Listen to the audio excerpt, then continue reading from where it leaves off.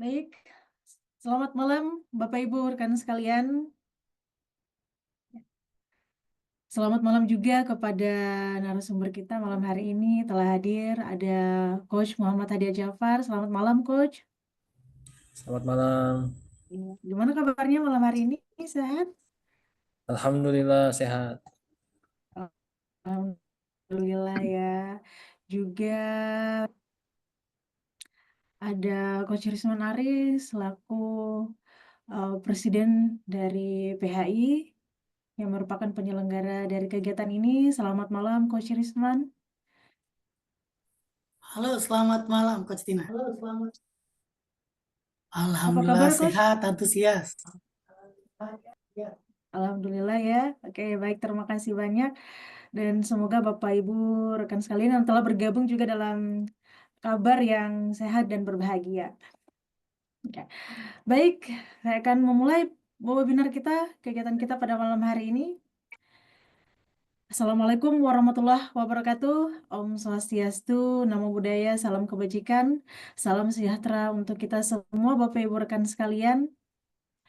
Ya, senang sekali saya Siti Hartina yang akan memandu dan memoderatori kegiatan kita pada malam hari ini selama kurang lebih 2 jam ke depan. Juga saya ucapkan selamat datang dan terima kasih atas kehadiran Bapak Ibu di acara webinar PHI Rise Up 2025, persembahan dari The Professional Hypnotherapy Indonesia dan The Indonesian Board Ericksonian Hypnotherapy.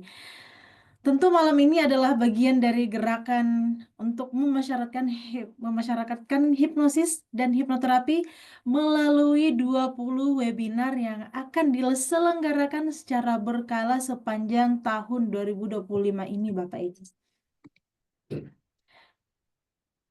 Nah, adapun kegiatan ini bernamakan Rise Up yang merupakan singkatan dari resiliensi, yang artinya ketahanan dalam menghadapi tantangan hidup, kemudian insight, pemahaman pendalam terhadap diri dan proses penyembuhan, strength, kekuatan mental dan emosional dari dalam diri, empowerment, pemberdayaan untuk mengambil kendali atas kehidupan, dan uplifting power, daya angkat positif yang membangkitkan semangat.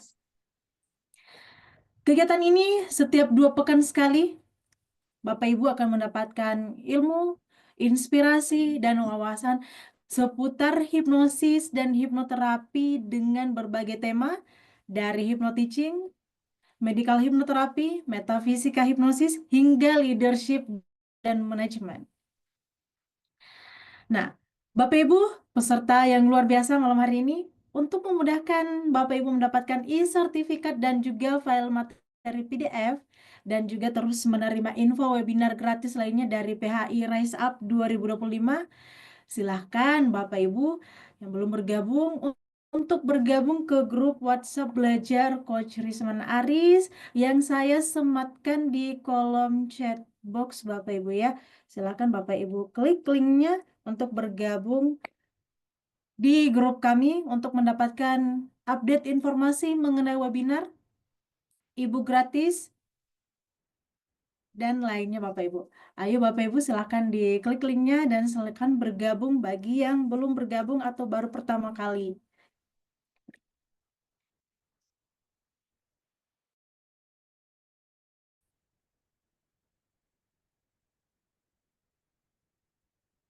Sudah ada yang bergabung ya di grup, silahkan Bapak Ibu yang lain untuk klik linknya. Jika link pada WA grup 1 sudah penuh, Bapak Ibu silahkan klik untuk bergabung di WhatsApp grup yang kedua.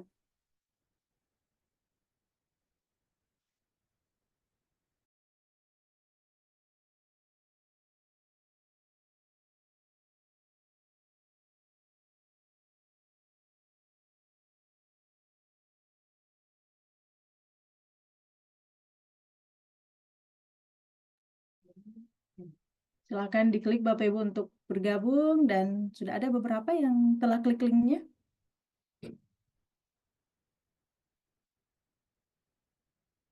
Baik Bapak Ibu, nanti untuk link ini akan saya update secara berkala dan saya kirimkan di chat box. Kita lanjutkan pada sesi ini. Sebelum kita masuk ke materi utama, mari kita dengarkan sambutan dari Presiden PHI, Coach Risman Aris, BCH HTCI, seorang pakar hipnoterapi dan generasi kedua dari aliran Milton H. Erickson MD. Dan juga jika sebagian orang hanya membutuhkan 2-3 hari pelatihan untuk disebut hipnoterapis, Coach Risman telah menempuh sebanyak 2.386 jam pelatihan hipnoterapi, termasuk 9 pelatihan dari Amerika Serikat dan 2 dari Inggris, yang menjadikannya salah satu tokoh yang paling berpengalaman dan berkomitmen dalam bidang ini di Indonesia. Mari kita sambut dengan hangat Coach Risman Aris, BCH CSHTCI. Dengan hormat dipersilahkan. Terima kasih banyak Coach Tina. Bapak Ibu sekalian, Coach Tina ini adalah asesor PHI. Beliau yang melakukan asesmen penilaian apakah orang itu lulus atau tidak berdasarkan apa yang para peserta lakukan di 200 jam ataupun di 40 jam gitu ya. Termasuk di Indonesian Board of Ericksonian Hypnotherapy, aliran Erickson. Dan beliau juga seorang trainer BNSP juga ya. Yang saya hormati juga Coach Hadiah Jafar, ini suatu hal yang luar biasa, kehormatan bagi kami di PHI. Coach Hadiah mau dan sekarang sudah ada di depan kita ya, melalui virtual, membagikan ilmu dan pengalamannya kepada kita semua. Izin saya Bapak Ibu sekalian, membuka kegiatan ini ya. Assalamualaikum warahmatullahi wabarakatuh. Shalom, Om Swastiastu, Namo Buddhaya, salam kebajikan. Selamat malam teman-teman semua, Bapak Ibu dan rekan-rekan yang saya banggakan. Terima kasih sudah hadir dalam webinar PHI malam ini. Saya Risman Aris dan izinkan saya menyampaikan sedikit pengantar sebelum kita masuk ke materi utama pada malam hari ini. Bapak Ibu, saya ingin menghimbau Bapak Ibu sekalian on cam, karena syarat untuk menerima e-sertifikat adalah Bapak Ibu on cam selama 80% atau 1 jam 30 menit. Saat ini di Indonesia banyak sekali webinar yang ya link e-sertifikatnya malah dibagi-bagi ya. Apalah guna dari e-sertifikat itu, walaupun e-sertifikat itu banyak digunakan oleh guru-guru ataupun dosen, dijadikan sebagai pelengkap administrasi mereka gitu ya. Tapi apalah gunanya dibandingkan kita bisa bersama-sama belajar mengenai aplikasi hipnosis dan hipnoterapi, termasuk malam ini, hipnosis for teaching. Dan Bapak Ibu, saya juga menghimbau, mari masuk di WhatsApp grup kami, karena link e-sertifikat tidak akan kami kirim ke email Bapak Ibu sekalian, tetapi kami akan mencocokkan data, mana sih orang yang on cam 80%, kemudian mana yang isi sertifikat ketika sinkron, sertifikatnya kami akan buat secara manual, kemudian akan dikirimkan melalui link Google Drive. Nah, link Google Drive nanti kami akan kirim di WhatsApp group. Satu kali Bapak Ibu bisa cek namanya di situ untuk mendapatkan e-sertifikat kami. Nah, seperti yang dikatakan oleh Coach Tina, kenapa kami mengangkat tema Rise Up? 5 menit Bapak Ibu ya. Beberapa tahun terakhir ini Bapak Ibu sekalian kita semua menghadapi berbagai tantangan Bapak Ibu. Baik secara personal, pribadi. Kita semua menghadapi masalah sosial, emosional, bahkan ya banyak yang kehilangan arah, kemudian kehilangan semangat, bahkan kehilangan harapan Bapak Ibu. Saya kemarin punya klien itu 7-8 kali ingin bunuh diri selama sebulan. Itu sudah agak mending ya. Kalau kemarin hampir setiap hari dia mau bunuh diri, dia dari negara Iran Bapak Ibu sekalian. Dan sudah ada di Indonesia. Kami di PHI melihat bahwa hipnosis dan hipnoterapi bukan hanya alat ya untuk penyembuhan, hipnoterapi, tetapi juga sarana untuk membangkitkan kembali kesadaran kita Bapak Ibu. Kekuatan yang tadinya sudah gagal move on, kita move on kembali dengan hipnosis dan hipnoterapi. Jadi bukan hanya sekedar itu ya, tetapi kita bisa belajar dengan Coach Hadiah bagaimana mengaplikasikan hipnosis for teaching, hipnosis for medical, hipnosis for business, hipnosis for selling, dan apapun itu. Seperti yang dikatakan Coach Tina saja tadi bahwa Rise Up kami pakai untuk mewakili webinar kami di tahun 2025. Resiliensi, agar kita tangguh tekanan, masalah ekonomi Bapak Ibu ya, pinjol di mana-mana, stres di mana-mana. Kami mengangkat judul-judul resiliensi di sini. Insight, bagaimana kita memahami diri kita, memahami siapa kita, kemampuan kita melalui tema-tema webinar kita. Kemudian ada strength, kekuatan, empowerment, bagaimana kita memberdayakan diri kita, mengambil alih hidup kita. Bukan dikontrol oleh pikiran, tetapi kita yang mengontrol kita punya pikiran. Terus uplifting power, bagaimana kita menyebarkan energi positif ini kepada anak kita, kepada pasangan kita, kepada tante-tante kita, keluarga kita. Agar apa? Ilmu yang kita dapatkan di berbagai webinar PHI, termasuk malam hari ini, kita bisa menyebarkannya ke siswa-siswa kita, atau rekan-rekan pengajar atau tenaga pendidik kita. Setiap 2 minggu Bapak Ibu kami akan hadir dengan tema-tema berbeda, narasumber yang berbeda, topik yang akan selalu relevan, gratis. Jangan pernah membayar apapun di PA Masterclass termasuk sertifikat karena itu gratis Bapak Ibu sekalian. Dan kami berharap webinar ini penuh makna untuk Bapak Ibu sekalian. Kami dari The Professional Hypnotherapy Indonesia atau PHI, lembaga hipnoterapi dengan standar pelatihan tertinggi di Indonesia saat ini. Total durasi pelatihan adalah 550 jam belajar dan praktek via Zoom, dan ini sangat efektif. Kami sudah terakreditasi oleh berbagai lembaga internasional dan satu-satunya juga di Indonesia.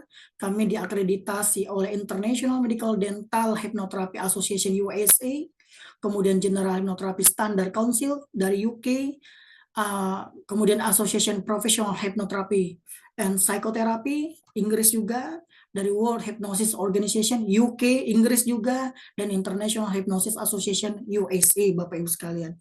Kami berpegang prinsip menjadi seorang hipnoterapis harus piars visi, profesionalisme, integritas, etika, tanggung jawab, pendekatan ilmiah, bukan tentang jin-jinan, tentang setan-setanan gitu ya, dupa-dupaan. Walaupun saya menggunakan dupa di sini, tetapi ini mengharumkan ruangan. Jangan sampai saya bau mulut, jangan sampai saya bau badan, kemudian mempengaruhi klien. Sama-sama trends dia ya, tetapi trendsnya trends yang salah-salah ya, bukan trends untuk memasukkan sugesti positif, tapi dia mual dan muntah gara-gara kita punya aroma tubuh, sehingga saya selalu membuat ruangan hipnoterapi saya harum gitu ya. Flexibility, kalau tidak bisa teknik lain jangan pasang itu, jangan gunakan itu, gunakan teknik yang lain. Terus kami berorientasi pada pengobatan komplementer, kami tidak menggantikan psikolog, kami tidak menggantikan psikiater, tapi kami menjadi pelengkap mereka.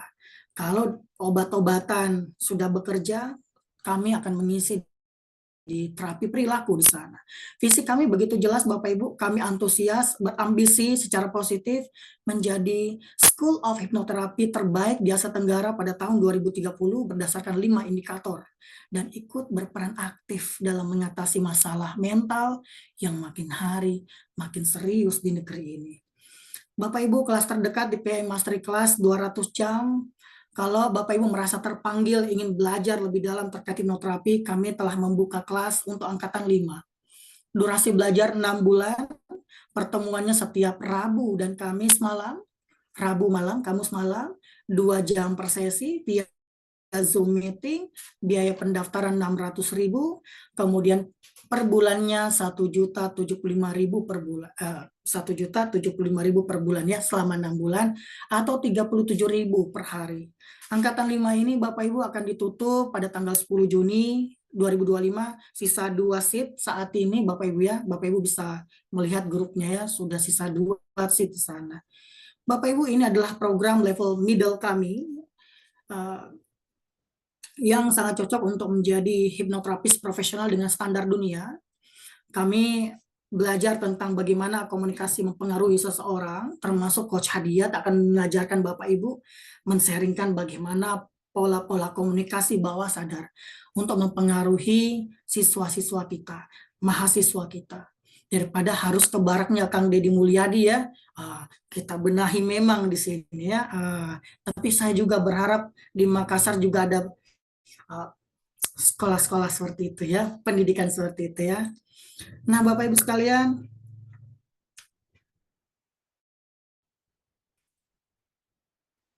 malam ini seperti yang saya katakan di awal, kita begitu beruntung bisa belajar langsung dari beliau.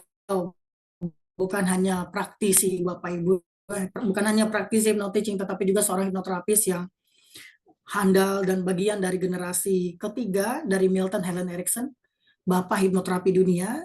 Beliau juga sudah membuktikan bagaimana teknik komunikasi bawah sadar. Saya mengenal beliau juga orang Makassar, saya juga orang Makassar, dan tentunya ini lebih berpengaruh Bapak Ibu sekalian. Penelitian hypnoteaching pun sudah sangat banyak. Saya pribadi sangat menghormati kiprah dan karya beliau. Akhir kata, saya ucapkan selamat mengikuti webinar malam ini Bapak Ibu sekalian. Semoga kita mendapatkan ilmu, wawasan, dan semangat baru untuk bangkit, membantu orang lain untuk bangkit juga. Assalamualaikum warahmatullahi wabarakatuh. Salam hormat. Saya Coach Risman Haris. Saya kembalikan ke Coach Tina. Silakan. Waalaikumsalam warahmatullahi wabarakatuh. Terima kasih Coach Risman atas sambutannya yang begitu menggugah kita malam hari ini. Dan Bapak Ibu, kini tibalah saatnya kita memasuki agenda utama malam ini. Dan saya mau berpantun dulu Bapak Ibu ya. Minum kopi di malam hari, Cakep, ditambah roti bikin berseri. Waktunya kita cakep. gali potensi diri lewat materi yang penuh inspirasi. Nah, Bapak Ibu, tema utama malam ini adalah kiat sukses rahasia hypnoteaching untuk pembelajaran yang lebih efektif. Mungkin banyak dari sini yang sudah sering ngajar ya, sudah banyak mengetahui metode-metode tentang pengajaran, tapi kita hadir kembali di tengah-tengah webinar mengenai hypnoteaching. Kita akan mendapatkan wawasan baru, inspirasi baru, pengalaman baru dari trainer kita, dari narasumber kita, dan tentunya akan ada teknik dia dengan strategi komunikasi persuasif untuk menciptakan suasana belajar yang lebih menyenangkan, efektif, dan juga bertampak. Malam ini kita belajar langsung dari Coach Muhammad Hadia Jafar, SPSI, seorang praktisi hypnoteaching, hipnoterapis, dan juga generasi ketiga dari Milton Erickson MD. Dan saya akan menampilkan terlebih dahulu profil dari narasumber kita malam hari ini, Bapak Ibu. Kita perkenalan dulu ya. Beliau bernama lengkap Muhammad Hadia Jafar dengan banyak sekali gelar yang Bapak Ibu bisa lihat di sini. Selain sebagai seorang praktisi pendidikan, beliau adalah praktisi psikologi, mentor bisnis, konselor, hipnoterapis, growth mindset coach, Neo NLP Master Practitioner, Personality Academy Trainer, Trainer Anhar Foundation, dan juga statement analisis. Nah, mari kita lihat lebih lanjut Bapak Ibu ya, sertifikasi dan juga certified yang telah beliau ampuh. Beliau telah mendapatkan sertifikat trainer BNSP, KKNI jenjang 4 instruktur pelatihan dengan nomor registrasi ITM 04500861 tahun 2023. Dan juga beberapa saya akan perlihatkan Bapak Ibu certified atau pelatihan-pelatihan yang telah beliau ikuti di sebelum tahun-tahun sebelumnya Bapak Ibu. Sehingga ini adalah menjadi kelayakan trainer kita malam hari ini untuk tampil di depan Bapak Ibu menebarkan pengetahuannya.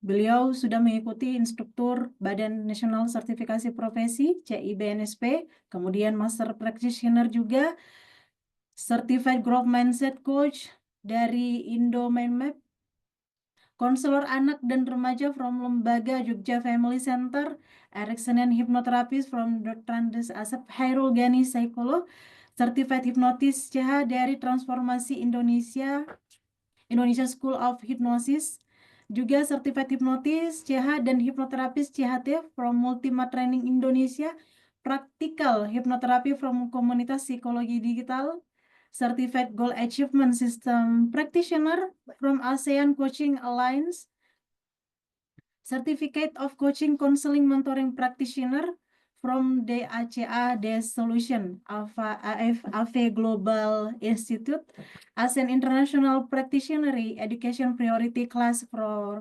AFTA certified statement analysis from Statement Analysis Consulting, certified micro expression from Jasa Psikologi Indonesia.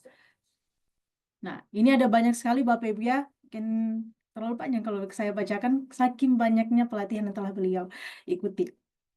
Nah, selanjutnya ini juga di slide ketiga masih certified beliau. Di sini juga beliau telah mengambil certified stress management hypnosis NLP for therapy. Dan banyak lagi Bapak Ibu ya yang telah beliau ampuh. Kemudian beliau juga alumni sekolah online School of Life PPA, praktisi beberapa inventory kepribadian, kepemimpinan, kompetensi, minat, seleksi, dan tim role. Nah, selanjutnya saya akan perlihatkan juga. Nah, di sini ada karya-karya beliau Bapak Ibu. Beliau the best development team of Direktorat Pendidikan SIT NFM untuk bimbingan dan konseling di SIT NFM tahun pelajaran 2021 sampai 2022. Kemudian best practice dalam kegiatan pelatihan e-counseling bagi konselor pendidikan batch 2 yang diselenggarakan oleh Pusat Kajian Konseling Pendidikan dan Komunitas PK2PK jurusan bimbingan dan konseling FIP UNES pada tanggal 4 sampai 7 Desember 2021. Penulis buku Mewujudkan Indonesia Beradab, antologi esai mewujudkan visi misi Indonesia beradab. Beliau juga menulis buku antologi Guru Periang, 1000 karya Nurul Fikri Makassar, dan juga penerima beasiswa Master Trainer Orbit Guru Merdeka oleh Orbit Future Academy. Kemudian pengalaman organisasi, beliau anggota Departemen Akademik Fakultas Psikologi UNM periode 2013-2014, anggota Departemen Pembinaan Fakultas Psikologi UNM periode 2014-2015, relawan Sahabat Muda Makassar periode 2015 sampai 2017, koordinator bidang 5 kaderisasi Ikatan Mahasiswa Muslim Psikologi Indonesia, Ketua Umum Study Club Al-Fatih Universitas Negeri Makassar periode 2015 sampai 2017. Dan banyak lagi Bapak Ibu ya pengalaman organisasi yang beliau ikuti. Yang terakhir di sini saya akan perlihatkan juga tambahan pengalaman organisasinya. Beliau adalah staf ahli bidang pendidikan dan latihan IKA Forum Studi Islam Raudatul Ilmi Universitas Negeri Makassar periode 2022 sampai 2023. Kemudian beliau juga sekretaris DPD Perkumpulan Praktisi Hipnosis Hipnoterapi Indonesia. Dan Bapak Ibu, sangat panjang sekali ya background beliau, pengalaman beliau, dan Bapak Ibu nanti bisa menghubungi kontak beliau untuk konsultasi lebih lanjut melalui kontak WhatsApp di 081-355-798-466 atau bisa direct message di Instagram mu.hadiat, bisa juga melalui Twitter @mu_hadiat dan melalui Facebook beliau Muhammad Hadiat. Oke. Luar biasa Bapak Ibu ya narasumber kita malam hari ini, dan mari kita sambut dengan antusias Coach Muhammad Hadiat Jafar SPSI. Dengan hormat kami persilahkan. Masya Allah, terima kasih Coach Vina selaku MC kita yang sangat handal pada kesempatan hari ini. Dan terima kasih juga kepada Coach Risman yang sudah memberikan ruang kepada kami untuk berbagi. Mohon izin Bapak Ibu sekalian, kami di sini sharing-sharing saja, bukan berarti lebih hebat, lebih pintar, lebih cerdas daripada Bapak Ibu. Saya yakin dan percaya di antara kita adalah banyak orang-orang yang hebat. Ada Kak Abid Fauzan, mentor Elite Circle, dan seterusnya. Di sini juga ada Enes Iman Akbar, Masya Allah, luar biasa. Jadi mohon izin Bapak Ibu sekalian, saya di sini sharing-sharing. Sebelumnya saya ingin buka dengan sebuah quote. Orang yang berhenti belajar adalah pemilik masa lalu, dan orang yang terus belajar adalah pemilik masa depan. Bapak Ibu sekalian yang budiman, alhamdulillah pada kesempatan hari ini kita akan membahas tentang hypno teaching, yang merupakan bagian dari webinar PHI, Professional Hipnoterapi Indonesia. Semoga materi ini bukan hanya sekedar pemuas intelektual kita, melainkan untuk peningkatan kualitas hidup kita. Karena ilmu itu tidak akan mengubah hidup kita, melainkan action kita terhadap ilmu itu. Namun sebelumnya Bapak Ibu sekalian, mohon izin kita berdoa sama-sama kepada Tuhan Yang Maha Esa. Semoga pada kesempatan hari ini ilmu yang kita dapatkan berkah di sisi Tuhan Yang Maha Esa. Silakan berdoa sesuai dengan keyakinan masing-masing.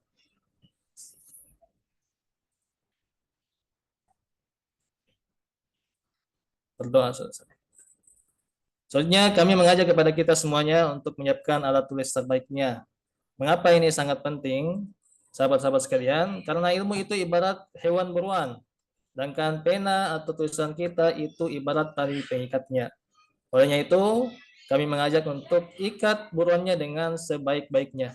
Mohon izin Bapak Ibu sekalian, bila sepanjang materi nanti saya izin off kamera karena di rumah kami itu belum ada ruang yang private, sehingga banyak keluarga yang kadang melintas seperti itu. Semoga bisa dimaklumi. Kemudian selanjutnya, sebelum kita belajar, kami mengajak kepada kita semua untuk melebarkan gelasnya. Tidak perlu untuk mengkosongkan gelasnya. Karena ketika gelasnya kosong, khawatirnya ilmu kita itu tidak ada lagi. Nah, ketika kita lebarkan gelasnya, insya Allah banyak hal yang bisa kita dapatkan. Ilmu yang kita dapatkan tidak meluber atau tumpah, tetapi wadah yang kita terima itu akan banyak. Dan kami mengajak kepada kita semuanya, belajar kepada banyak guru. Jangan hanya belajar ke kami, silakan belajar kepada banyak guru. Kalau bisa lebih dari 10 guru. Nah, karena kami di sini bukan juga doktrin. Silakan ketika ada informasi yang kurang berkenaan di hati kita, atau tidak sesuai dengan apa yang kita pelajari, silakan Bapak Ibu sendiri yang menyikapinya. Kemudian selanjutnya, ya, kami punya yel-yel ya. Kalau saya mengatakan, apa kabar? Katakan fokus. Boleh saya coba semangatnya? Saya lihat dulu semangatnya. Apa kabar semuanya? Fokus. Masya Allah. Ya, sambil pegang kepalanya kayak gini. Oke, saya tes lagi semangatnya. Apa kabar semuanya? Fokus. Fokus. Iya, luar biasa ini Kak Kuali Januar. Luar biasa semangatnya. Kemudian, pijakan sebelum kelas dimulai, kita belajar pada level mampu, bukan sekedar tahu atau mau. Karena kerja otak itu diperkuat oleh kerja otot, maka kami mengajak untuk tunjukkan totalitas kita untuk belajar. Kemudian saya juga akan melakukan disclaimer bahwa materi ini tidak akan membuat kita tiba-tiba menjadi ahli. Bukan berarti saya sudah ikut hypnoteaching, kenapa masih begini juga? Ya, ini bukan, atau webinar ini tidak membuat kita ahli. Tapi kita harus terus belajar, tempa diri kita, belajar kepada banyak guru. Insya Allah ketika ilmu yang kita pelajari, kita praktekkan, insya Allah akan ahli pada masanya. Nanti kita akan bahas juga di slide berikutnya. Kemudian materi ini bukan satu-satunya ilmu, silakan bermajelis di tempat lain. Banyak coach-coach di sini, kebetulan materi hypnoteaching ini itu sudah kurang lebih 3-4 kali kami dapatkan dari beragam guru. Jadi materi ini bukan plek-ketiplek, kopas saja, tidak. Ini gabungan dari beberapa guru juga, seperti itu. Termasuk dari alumninya Coach Risman. Kebetulan tahun lalu itu pernah juga diadakan hypnoteaching. Kemudian teruslah berdoa, yakinkan kepada Allah Subhanahu wa taala. Yakinlah Allah akan mengubah dan mengabulkan dan memberikan apa yang terbaik buat diri kita. Jadi ketika ilmu itu tidak kita dapatkan secara maksimal, terus kita ikhtiar, berusaha dengan semaksimal mungkin. Mudah-mudahan ketika kita berdoa kepada Tuhan Yang Maha Esa, hypnoteaching akan kita bisa maksimalkan dalam pembelajaran atau kelas kita. Kemudian tujuan pembelajaran.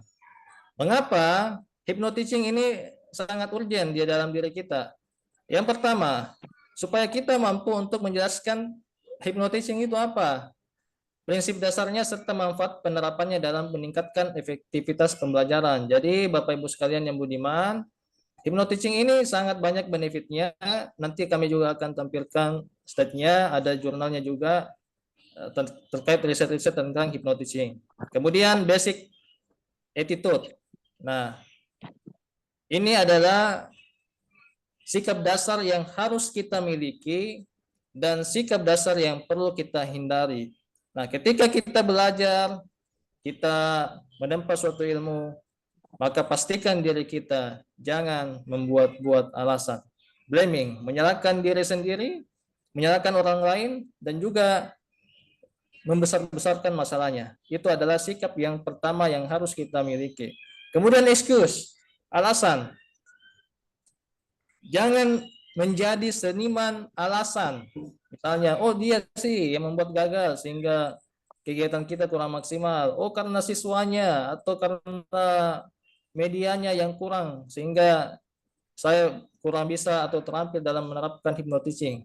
Nah, di sini kita ingin tetapkan sikap dasar kita. Jangan menjadi seniman membuat-buat alasan seperti itu. Nah, kemudian denial, menyangkal. Ketika kita berbuat salah, Bapak Ibu, sahabat sekalian, pastikan diri kita akui kesalahan kita. Nah, misalnya kita nggak tahu referensi atau materinya, berarti oh saya kurang baca, atau oh mungkin saya kurang belajar. Kemudian malu. Kemudian untuk yang harus kita miliki ownership. Nah, di sini terdiri dari dua kata. Apa Bapak Ibu sekalian? Nah, sini saya bagi dua, owner dengan ship. Ada yang tahu apa itu owner? Boleh ditulis di kolom chat. Pemilik. Pemilik, luar biasa. Apalagi kira-kira? Kemudian ship, apa ship kira-kira?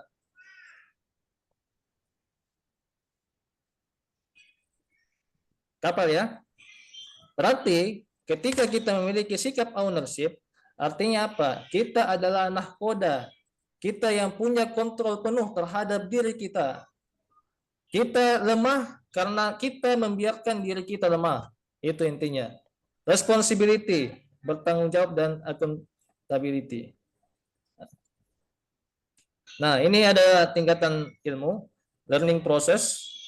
Nah, yang pertama, ketika kita belajar hypnoteaching, saya percaya bahwa di antara kita pasti ada yang belum tahu.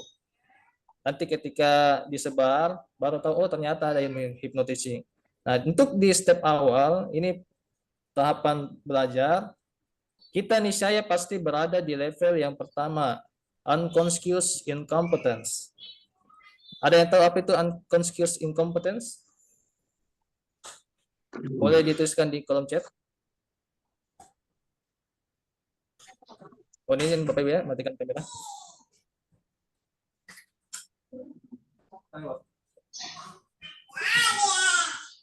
Ya. Ada yang tahu? Silakan dituliskan di kolom chat. Tidak sadar, tidak kompeten. Masya Allah, luar biasa. Kak Kwari Januar, luar biasa ya, betul sekali. Tidak sadar, tidak bisa. Orang ini belum sadar bahwa dia tidak bisa. Misalnya kita baru ada orang yang menganggap bahwa 2 tambah 2 itu sama dengan 5. Oh, berarti dia belum tahu. Nah, seperti itu. Dia tidak sadar bahwa dirinya tidak tahu. Atau misalnya baru dia tidak tahu ilmu hypnoteaching dan setelah dapatkan flyernya baru dia naik ke level berikutnya. Oh, ternyata ada ilmu hypnoteaching. Di level 2 dinamakan conscious incompetence. Artinya apa? Dia sadar bahwa dia tidak bisa. Dan di tahap ini biasanya ada kesadaran untuk muncul rasa frustasi atau malu ketika dia tidak tahu. Nah, dia dapat flyernya, dia sudah sadar, oh saya tidak bisa, misalnya seperti itu tentang hypnoteaching. Kemudian conscious competence, sadar bahwa dia bisa, tapi pada step ini dia memerlukan fokus. Ya, dia sudah bisa, namun butuh konsentrasi lebih, butuh fokus, butuh jam terbang, butuh konsentrasi agar apa yang dia pelajari itu betul-betul maksimal seperti itu. Dan ketika kita sudah belajar di level 3, dan sudah terbiasa Bapak Ibu sekalian, sahabat yang budiman, kita sudah berada di level yang keempat atau diistilahkan dengan unconscious competence.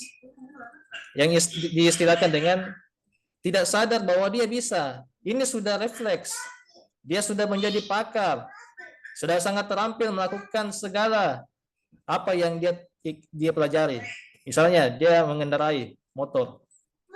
Dia tidak perlu lagi berpikir naik motor bagaimana karena dia sudah menjadi kebiasaan alami. Dan saya menyebutnya pada level ini orang tersebut sebagai core of the core. Ahlinya ahli, intinya inti core of the core. Nah, pertanyaan berikutnya, ketika kita sudah berada di level 4. Nah, saya mau tanya ini. Ketika kita sudah berada di level 4, apa yang harus kita lakukan? Nah, silakan dituliskan di kolom chat. Ketika kita sudah berada di level 4, kira-kira apa yang Bapak Ibu akan lakukan? Ya, boleh juga diaktifkan mic-nya.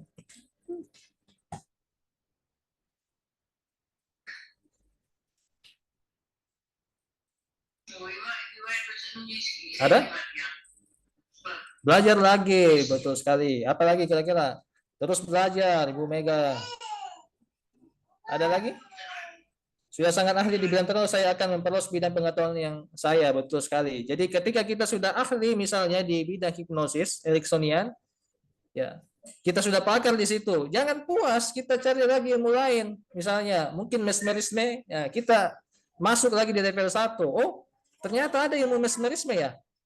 Masuk ke level 2, diistilahkan sadar tidak tahu. Nah, kalau dalam Islam namanya wallahu alam, ya tidak tahu. Jadi sebenarnya perkataan tidak tahu itu sebenarnya ilmu. Ketimbang orang yang merasa dirinya tahu. Nah, kalau dalam Islam diistilahkan dengan jahlul murakkab atau kebodohan bertingkat-tingkat. Nah, sedangkan orang yang mengatakan tidak tahu itu ada ilmu bahwa memang dia tidak tahu sehingga dia perlu atau menyadari dia perlu untuk belajar. Jadi ketika kita sudah berada di level keempat, kita perlu naik level lagi, belajar lagi, ilmu lagi yang kita pelajari. Misalnya mesmerisme, kemudian konseling dan seterusnya. Nah, orang yang berada tadi di level 1, ini disebut dengan illusion of competence. Suatu kondisi ketika kamu merasa sudah menguasai suatu hal yang sebenarnya belum kamu kuasai. Dan kali ini kami juga menggunakan sebuah teknik Feynman, berusaha untuk membuat diri kita paham terlebih dahulu, kemudian baru dapat membantu orang lain. Nah, kalau dalam teori Edgar Dale, itu learning pyramid, maka ketika kita mengajar orang lain, maka itu sebenarnya pemahaman kita itu meningkat. Jadi PR terbesar kita ketika kita menjadi seorang trainer, menjadi seorang guru, maka apa yang perlu kita lakukan adalah belajar. Jangan pernah kita menjadi guru kalau kita tidak pernah belajar. Seperti itu. Oke, kemudian tingkatan ilmu. Nah, ini menurut Umar. Nah, ini kita juga bisa melihat seseorang itu sudah di level berapa. Misalnya ketika dia berada di level pertama, oh kita melihat gerak-geriknya dia sudah mulai sombong, sudah mulai angkuh. Nah, ketika dia sudah belajar, berguru, tarbiyah misalnya, dia sudah masuk ke level kedua. Dia sudah mulai rendah hati. Oh, ternyata ilmu yang saya pelajari ini masih sampul-sampulnya, masih daun-daunnya, belum sampai akar-akarnya. Dia sudah mulai tawadu, sudah rendah hati. Dibuktikan dengan cara jalannya, cara berbicaranya. Dan ketika dia sudah berada di level ketiga, maka ia sudah masuk ke level ketiga. Dia akan merasa bahwa saya ini tidak ada apa-apanya. Ini menurut Umar bin Khattab. Nah, ini masih pemahamannya dulu, kita belum bahas tentang hypnotisingnya. Nah, kita satu frekuensi dulu. Jadi, sebagai seorang pendidik, sebagai seorang guru, dosen kan juga guru. Ya, metode pembelajaran itu lebih penting daripada materi pembelajaran. Tapi penting untuk kita pahami bahwa guru itu jauh lebih penting daripada metode itu sendiri. Nah, jadi intinya adalah, atau kuncinya, kemampuan pendidik dalam mengajar, dan sikap guru dalam mengajar. Karena secanggih apapun AI yang kita gunakan, sehebat apapun teknologi yang kita miliki, kalau kita tidak mampu untuk berkomunikasi dan mengelola kelas dengan baik, maka itu akan juga kurang maksimal, seperti itu. Jadi kuncinya adalah pada guru itu sendiri, karena guru itu bertugas untuk membangun jiwanya, meningkatkan dia kepada Tuhan, kepada Allah, dengan melakukan amalan wajib ditambah dan disempurnakan dengan amalan-amalan sunnah. Sehingga perlu kita pahami bahwa peran dan fungsi guru itu sebagai walid. Ya, ini bukan walid selingkuh ya. Walid nak Dewi, bukan. Nah, ini adalah parents. Ya. Dalam hal hubungan emosional dengan siswa, kita harus connect emosionalnya, bukan hanya transfer knowledge saja. Karena banyak orang yang mengajar itu, ini menurut survei sedikit-sedikit yang kami lakukan, ya tidak semua juga ya. Itu yang penting sudah mengajar, tunggu tanggal tua, tunggu tanggal baru. Bahkan ada tidak sedikit guru yang kami temukan itu memotivasi negatif motivation kepada siswanya. Contohnya, ada siswa yang tidak tahu materinya. Apa yang dikatakan? Ini calon-calon koruptor. Ini calon-calon orang miskin. Nah, begini. Bagaimana mau dekat dengan siswanya? Bagaimana menerapkan deep learning seperti itu kalau begitu metode pembelajarannya masih tradisional? Sebagai syekh, pada konteks pendidikan rohani siswa, transfer ilmu pengetahuan, dan sebagai leader dalam mengarahkan potensi siswanya. Jadi kita sudah melihat bagaimana memetakan siswa, ini potensinya di mana, ini kecerdasannya di mana. Nah, sehingga kita tahu mana metode dan pengajaran yang tepat. Nah, sekarang kita bahas tentang hipnosis. Hypnoteaching kan terdiri dari kata hipnosis dan teaching. Nah, perlu dipahami, hipnosis dengan hipnotis itu berbeda. Hipnosis itu adalah ilmunya, sedangkan hipnotis itu praktisinya.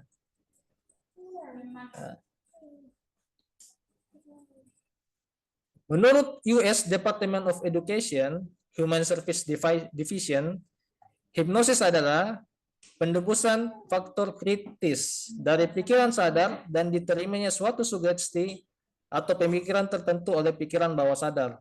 Jadi, kita akan belajar bagaimana caranya supaya pikiran sadar itu, faktor kritis itu, karena ada barrier-barriernya, ada penghalangnya, itu tembus ke pikiran bawah sadarnya dan diterimanya suatu sugesti.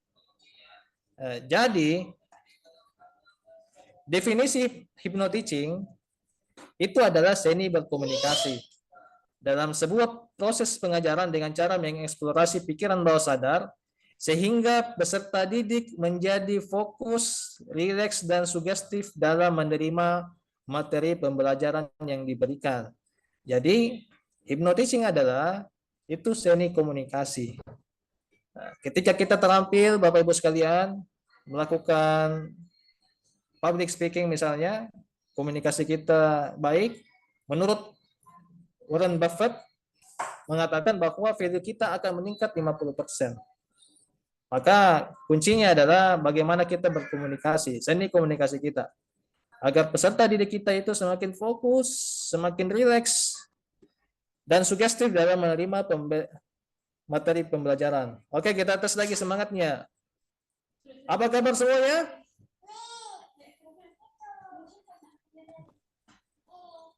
Apa kabar? Sehat.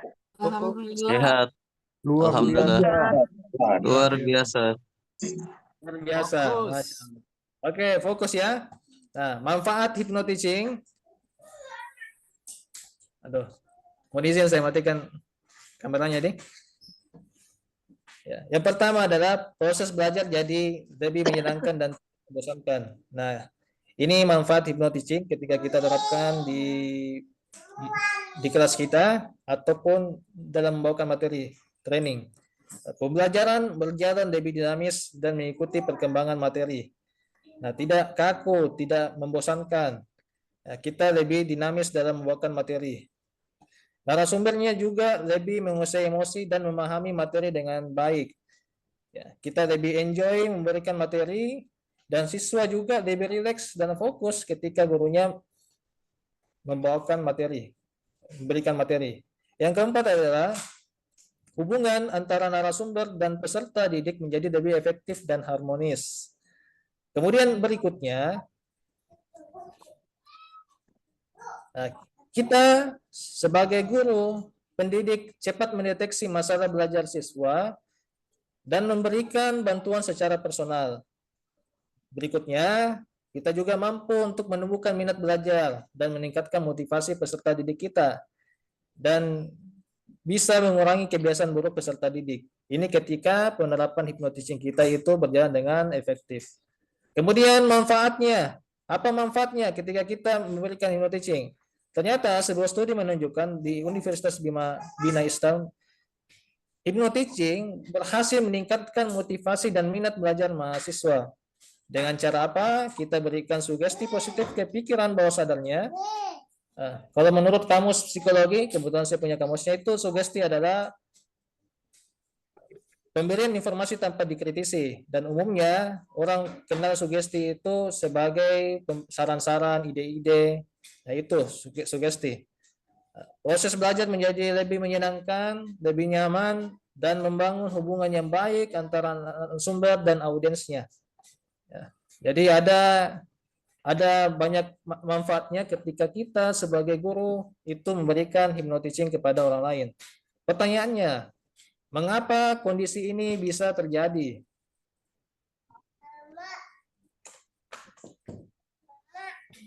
Ya, yang pertama, kondisi hipnosis secara natural. Nah, bagaimana kita mengetahui bahwa kita sudah terhipnosis? Nah, saat kita nonton televisi, kita mulai terbawa dengan alur cerita, kemudian kita meneteskan air mata. Nah, sebenarnya Bapak Ibu sekalian, kita sudah terhipnosis. Kemudian ketika kita bangun tidur, pikiran sudah sadar tetapi malas untuk bangun. Nah, itu adalah kondisi kita juga hipnosis. Nah, kita akan bahas sebentar jenis-jenis gelombang otak, tapi ada gelombang gamma tidak akan kita bahas. Kemudian saat naik mobil, tiba-tiba sudah sampai. Nah, itu juga sudah hipnosis. Saat kita mendengarkan lagu misalnya, murotal, kita ternostalgia dengan kondisi masa lalu, maka itu juga kondisi hipnosis secara natural. Pertanyaannya, mengapa hal ini bisa terjadi? Yang pertama, karena kita punya saraf parasimpatik. Nah, saraf ini itu bekerja ketika kita mulai takut, mulai cemas, detak jantung itu berdetak cepat. Nah, ini adalah peran saraf simpatik. Ya, yang kedua adalah pola gelombang otak manusia. Ini kita akan jelaskan di slide berikutnya. Ada beta, alfa, theta, dan delta. Gamma juga yang paling pertama ya. Kemudian ada interaksi antara oka dan oke. Ada yang tahu apa itu oka dan oke? Otak kanan dan otak kiri. Ya, mantap. Pak, ini suhu ini kayak ini. Oh, tidak, masih murid di coach. Ya, saya sering-sering ya. Saya bukan berarti yang paling ahli. Ya, otak kanan dan kiri. Nah, konon katanya, kalau kita mau hipnosis seseorang, harus ada berjalan antara otak kanan dan kiri secara beriringan. Seperti itu.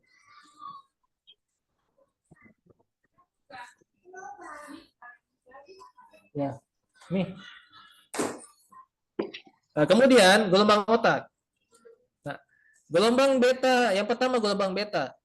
Gelombang ini itu ketika otak kita memproduksi hormon kortisol dan neurovinefrin yang menyebabkan cemas, khawatir, marah, dan stres. Makanya kalau kita lagi stres, kita perlu tahu juga tekniknya. Ada teknik 478, teknik pernapasan 478. Ya, pernapasan 478 itu misalnya kita tarik napas 4 detik, kemudian kita tahan 7 detik, kita hembuskan selama 8 detik. Nah, itu adalah pernapasan 478. Nah, ketika kita misalnya lagi stres, lagi banyak tugas, banyak masalah, maka kita boleh melakukan teknik pernapasan tadi. Dan sangat penting digarisbawahi bahwa ini tidak menyelesaikan masalah. Nah, itu hanya membuat kita lebih semangat, lebih ready untuk menghadapi masalah itu. Oke. Karena masalah itu akan bisa terselesaikan kalau kita menyelesaikan masalahnya, bukan dengan cara tarik napas. Ya, seperti itu ya. Ya, kita ini membuat kita lebih ready, lebih siap. Ketika cemas, kita akan menjadi lebih stabil emosinya, seperti itu. Kemudian gelombang alfa. Ini otak memproduksi hormon serotonin dan endorfin yang menyebabkan seseorang merasa nyaman, tenang, dan bahagia. Biasanya ketika orang sudah mulai terinduksi, antara sadar dan bawah sadarnya itu berada di gelombang alfa. Contohnya, untuk orang yang ini ketika kita berada di gelombang alfa ya, ini kita sudah melakukan induksi. Untuk orang yang sesentuh, saat ini Anda berada di lift angka 10. Untuk orang yang sesentuh, saat ini Anda berada dalam lift lantai 10. Semakin Anda turun ke bawah, Anda akan semakin rileks, semakin santai, dan semakin nyaman. Nah, ini adalah contoh induksi. Ada banyak lagi, ada tangga lift, ada eskalator, ada tempat yang nyaman. Nah, itu teknik induksi yang bisa kita lakukan. Kemudian theta. Nah, ini pada saat kita khusyuk, ya, otak memproduksi hormon melatonin. Nah, kemudian dan seterusnya mampu membuat seseorang merasa sangat rileks, ikhlas, dan pikiran yang hening. Nah, ini kalau kita lagi berdoa, lagi beribadah, nah ini adalah kondisi nih, ya, theta. Kemudian di gelombang delta. Nah, ini kondisi ketika seseorang itu sudah mulai tidur pulas. Nah, bagaimana cara ceknya? Apakah orang tersebut sudah berada di gelombang delta?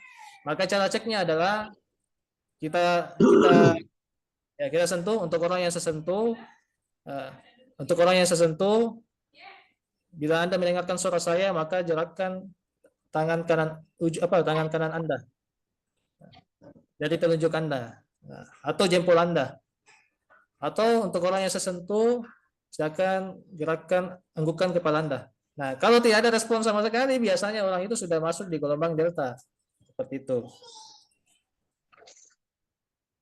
Oke. Kemudian otak dan perilakunya. Ini sesuai slide. Ini bervariasi. Ada yang otak kiri itu warnanya gelap, sedangkan otak kanan itu warnanya lebih ceria. Contohnya orang yang logik itu alasan, matematik, bahasa.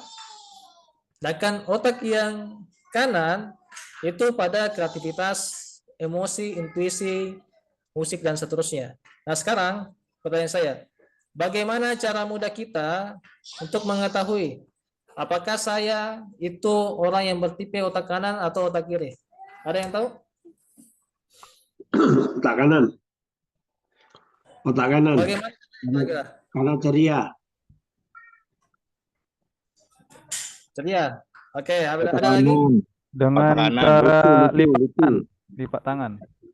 Lipat tangan, betul sekali. Oke, dengan cara Punya melipat jiwa tangan. seni. Ya, punya jiwa seni, betul sekali. Nah, cara gampangnya adalah silakan, ini cara mudahnya. Silakan genggam kedua tangannya seperti ini. Sudah? Nah, silakan genggam kedua tangannya seperti ini. Kalau sudah, silakan cek Jempol. ya jempolnya. Kalau dia jempolnya di atasnya itu sebelah kanan, maka dia kecenderungannya adalah orang yang bertipe otak kiri. Nah, ini arahnya saja ke kiri, ya. Ini menunjuk ke mana? ke kiri. Nah, sedangkan kalau dia kanan ke atas, nah kecenderungannya otaknya itu ada pada otak Kanan. ya kanan. Kalau dia kiri, dia ke kanan. Nah, ini saja. Dia menuju ke mana? Kalau kanan itu otak kiri, kalau kiri itu otak kanan, seperti itu. Nah, lihat jempolnya menuju ke mana, berarti otak kiri. Bisa dipahami?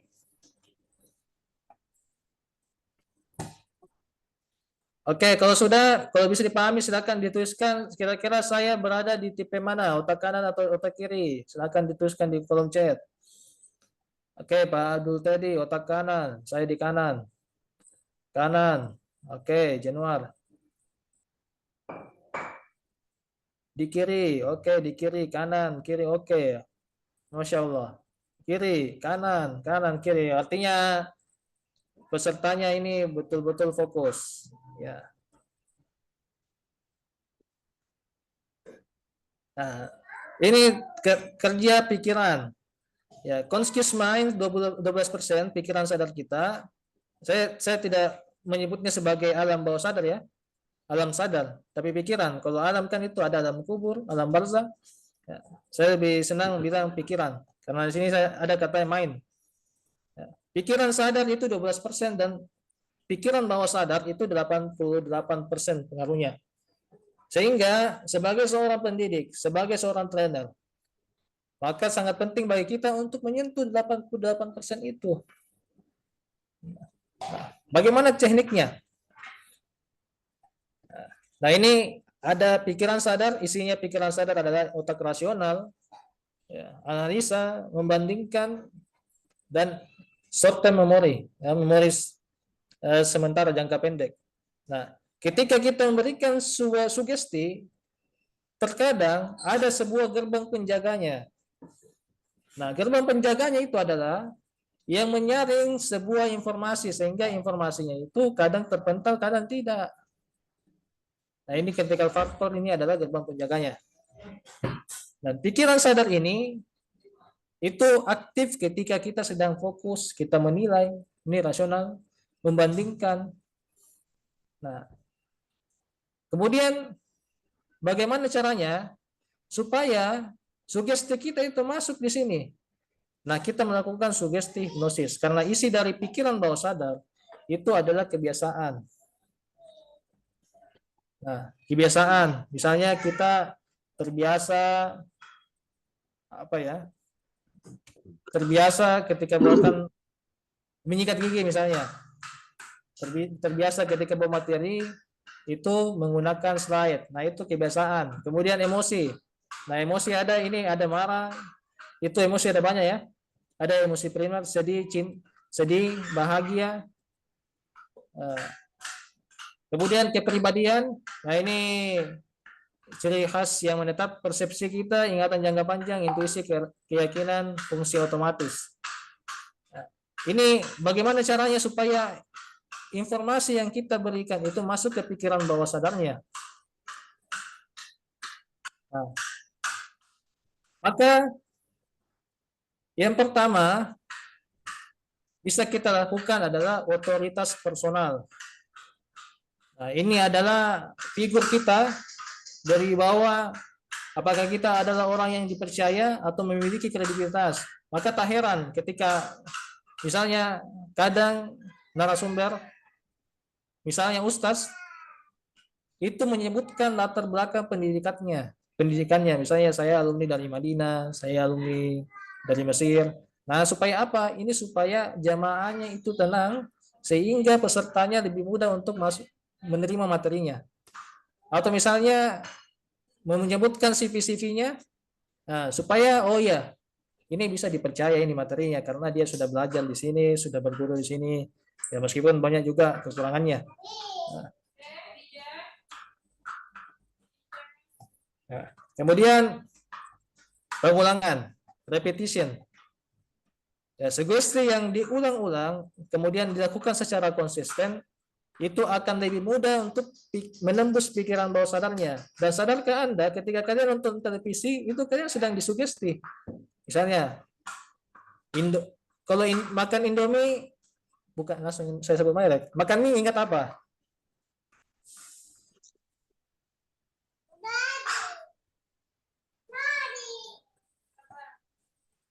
Kira-kira Bapak Ibu kalau ingat air minum merek apa yang teringat? Aqua. Wah, betul sekali. Air mineral. Kemudian Diulang-ulang terus kok iklannya paling gencar dari saya kecil. iya, karena diulang-ulang terus iklannya. Seperti itu. Sikat gigi? Pepsodent.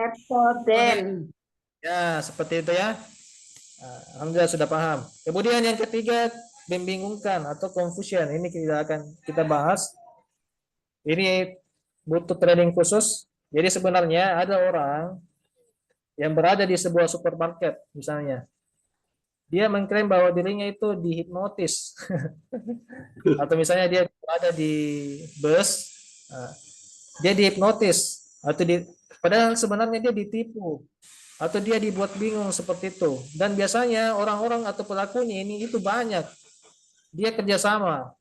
Jadi misalnya kasirnya ini kan bertugas sendirian. Kemudian pelaku penghipnotisnya itu adalah itu ada 10 orang yang bermain. Jadi dia dibuat bingung. Dan ketika dia sudah menyerahkan uangnya misalnya atau mentransferkan uangnya, dia mengatakan saya dihipnotis. Nah, sebenarnya di sini permainannya. Nah, ini permainan psikologinya. Kemudian ada identifikasi perilaku. Kemudian ada juga emotion. Nah, kadang ketika kita menggunakan emosi kita, apalagi misalnya menggunakan instrumen-instrumen tertentu, itu membuat kita senang, bahkan terharu, bahkan sedih. Dan inilah yang paling sering digunakan oleh orang-orang yang ingin menggalang dana misalnya. Undang orang yang bisa membawa emosi seseorang itu terhanyut. Nah, sehingga orang lebih banyak mengeluarkan untuk bersedekah. Nah, maka ini caranya supaya critical faktornya, dinding penghalangnya itu bisa tembus. Dan ini adalah impact-nya sangat besar. Nah, yang selanjutnya adalah hipnosis.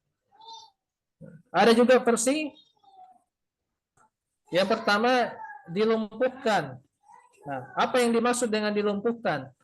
Anggaplah kita di sini sebagai manusia ya, sebagai orang.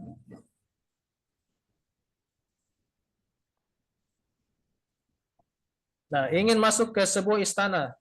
Nah, ya tahu secara bersama istana itu ada banyak penjaganya. Nah, maka bagaimana caranya orang ini masuk ke sini dengan dilumpuhkan, entah lumpuhkan penjaganya dan seterusnya.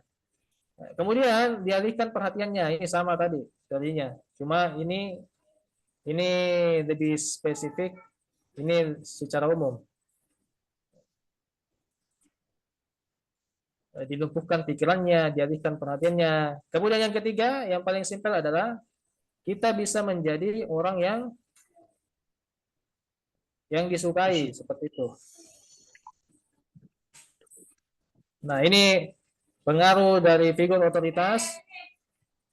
Ya, pakaian kita, personal branding kita, ini kita harus maksimalkan. Bahkan ini yang punya pengaruh paling besar. Nanti kita akan jelaskan di slide berikutnya. Jadi orang akan lebih mudah percaya, pesan yang disampaikan itu dianggap lebih berpengaruh, lebih mudah diterima dibandingkan pesan yang disampaikan orang-orang selainnya, meskipun pesannya sama. Misalnya ketika Coach Risman menyampaikan hipnosis, pasti lebih diterima ketimbang misalnya orang yang tidak pernah belajar hipnosis.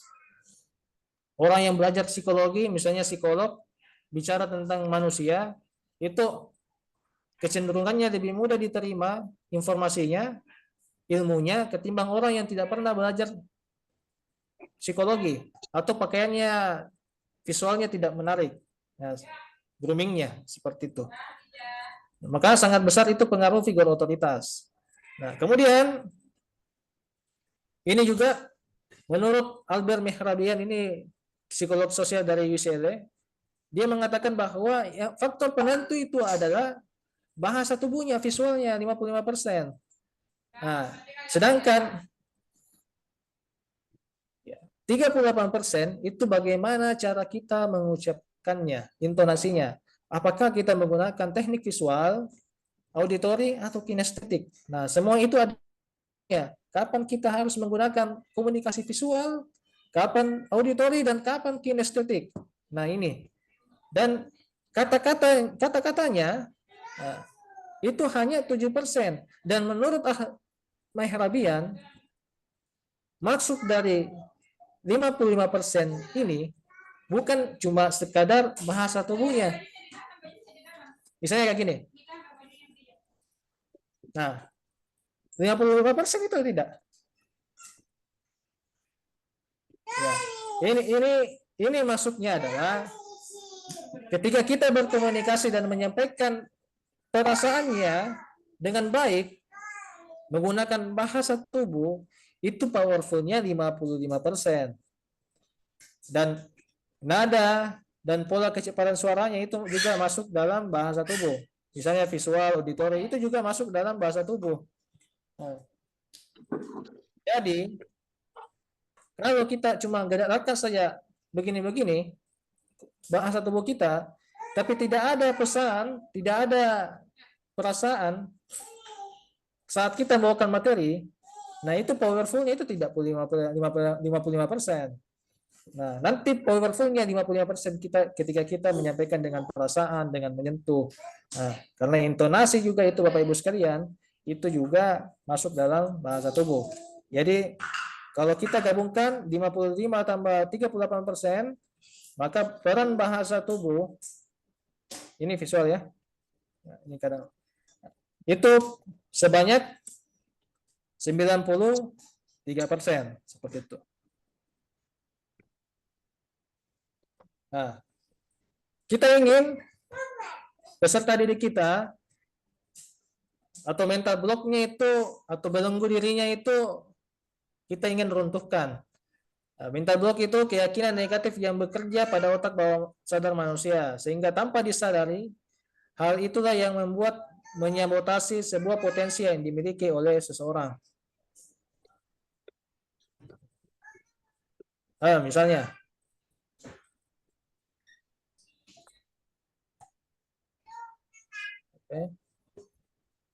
nah ini ternyata Bapak Ibu sekalian, ada seorang siswa ketika dia masuk di bangku SD, dia 3 kali naik kelas. Sehingga sekolahnya pun memaksanya untuk meluluskannya pada saat dia SD. Bayangkan 3 kali tinggal kelas di bangku SD dan dia dipaksa lulus waktu SD. Kemudian saat dia masuk SMP, dia juga masuk SMP paling buruk di negaranya. Bahkan dia masuk di urutan terakhir. Namun alhamdulillahnya orang tuanya mengikutkannya dalam sebuah camp. Di campnya itu ketemu dengan terapis. Mental blocknya dihilangkan, diterapi dia di sana. Dan alhamdulillah dia masuk lulus di SMP dan saat dia masuk SMA dan universitas, dia masuk di universitas favorit di Singapura. Nah, dan saat ini beliau Masya Allah masuk sebagai top 25 richest Singapura di bawah 40 tahun. Nah, dia adalah siapa? Dia adalah Adam Khoyen An. Ini sudah lebih dari 26 tahun. Ini tahun 2021. Iya.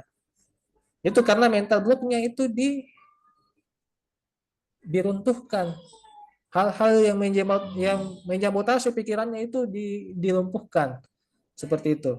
Jadi menurut teori mengatakan anak-anak kurang cerdas itu karena tidak menemukan guru yang tepat. Jadi sekali lagi gurunya yang disalahkan. Maka sebagai seorang guru, tugas kita adalah belajar. Jangan pernah puas dengan apa yang kita miliki, dengan ilmu yang kita perlu. Jangan puas.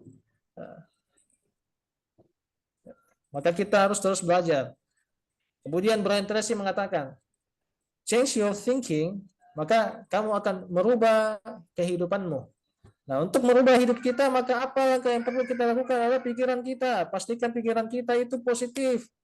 Bisa dengan hal-hal ya, ubah pikiran kita, maka kita bisa merubah hidup kita. Ini untuk menjelaskan ini ada namanya Human Model of the World. Nah, ini cukup panjang, kurang lebih 10 menit, bisa lebih 10 menit. Mengapa orang bisa berperilaku seperti itu? Kita bisa terangkan dengan teori ini. Jadi ringkasnya adalah pikiran kita itu akan menentukan bagaimana perasaan kita. Kalau kita pikiran positif, kita akan menentukan bagaimana perasaan kita, apakah kita merasakan happy. Nah, perasaan kita ini akan menentukan bagaimana tindakan kita. Nah, ini energinya. Tindakan yang diulang berulang kali itu akan membentuk sebuah kebiasaan. Nah, kebiasaan ini akan menentukan bagaimana kepribadian kita. Nah, kepribadian ini akan menentukan bagaimana nasib kita. Jadi diawali dengan pikiran. Jadi pikiran ini akan menentukan bagaimana sebenarnya nasib kita. Jadi kalau kita ingin merubah nasib kita, maka ubahlah pikiran kita. Seperti itu. Itu ringkasnya. Nah, kemudian kita perlu mengetahui juga tipe-tipe audiens kita. Yang pertama adalah the sheep, si anak manis. Ada yang tahu bagaimana itu ciri-ciri si anak manis?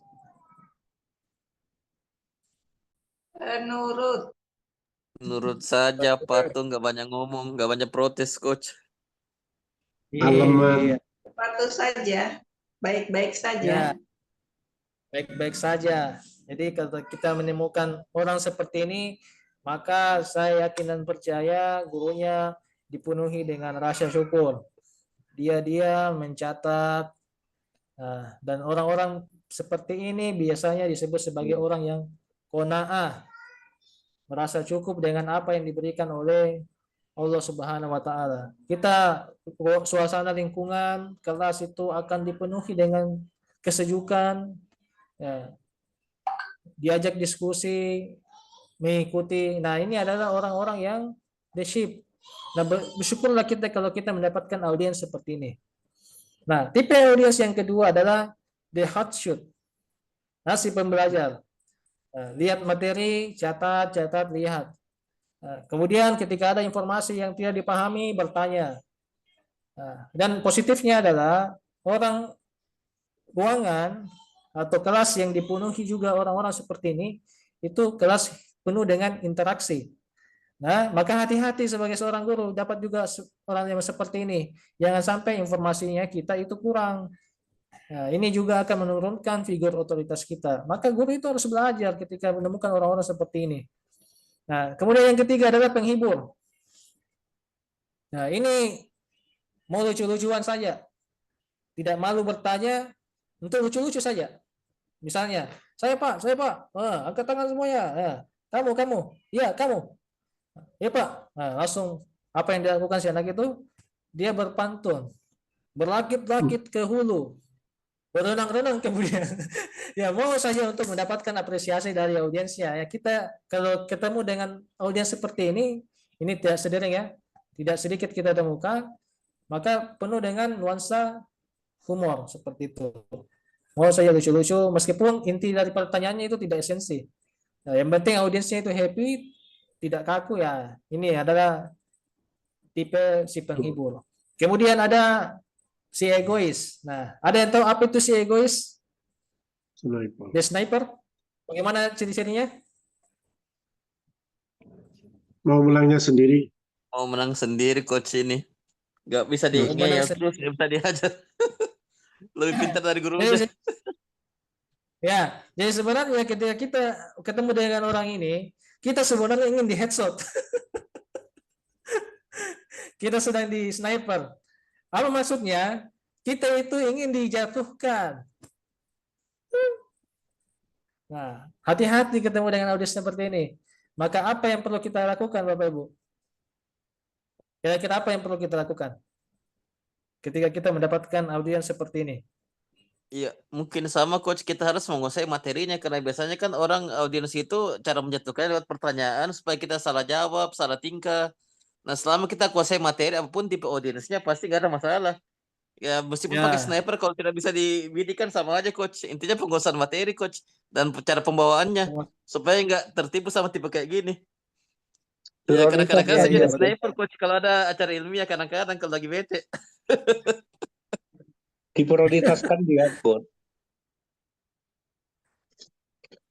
Iya Pak, Diprioritaskan dianya. diprioritaskan dianya. Nah, Iya. kalau kita ketemu dengan orang seperti ini, maka penting bagi kita juga untuk menyertakan sumbernya kita. Misalnya dari mana tadi saya itu sadarkan dah ketika saya jelaskan materi, saya kadang-kadang menaruh sumbernya di bawah. Nah, supaya orang tidak ragu jurnalnya di mana. Nah, ini untuk menjawab atau mengatasi orang-orang yang ya, kita jelaskan sudut pandang kita menurut siapa, pakarnya siapa. Menurut Anthony Robbins adalah emotion is created by emotion. Nah, jadi untuk merubah emosi kita, maka gerakan kita diubah. Nah, gitu. Dari siapa? Anthony Robbins. Itu salah satu contohnya. Kemudian ada juga The Showman, si Mr. and Mrs. School. Nah, kira-kira bagaimana ciri-cirinya itu orang-orang seperti ini? Tenang. Tanpa ekspresi. Tanpa ekspresi. Ya, biasanya mereka itu suka duduk di belakang, tanpa ekspresi, betul sekali. Cuek. Atau tidak ada interaksi dengan teman, cuek. Nah, kalau kita ketemu dengan audiens seperti itu, kita awali interaksinya dengan sebuah pengenalan. Pastikan yang bersangkutan itu teman. Nah, ada badinya. Kalau saya, ada temannya. Seperti itu. Pastikan dia punya teman. Kita di awal sesi atau awal materi, kita sesi perkenalan dulu dengan lingkungannya. Seperti itu. Nah, kemudian ada si negative thinking. Ya, ini orang-orang yang seperti ini penuh dengan aura negatif. Iya. Ya. Maka bagaimana caranya mengatasi orang-orang yang seperti ini yang penuh dengan aura negatif? Maka kita sampaikan di awal-awal kayak saya tadi. Bapak Ibu sekalian, kita sama-sama belajar ya. Saya bukan di sini orang yang paling ahli. Kita sama-sama belajar. Saya yakin dan percaya di sini adalah banyak orang yang pakar.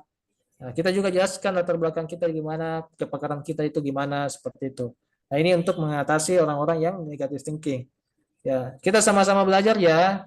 Ya, saya sharing-sharing bukan berarti saya paling hebat, paling jago. Ya, kebetulan saja kami diberikan ruang.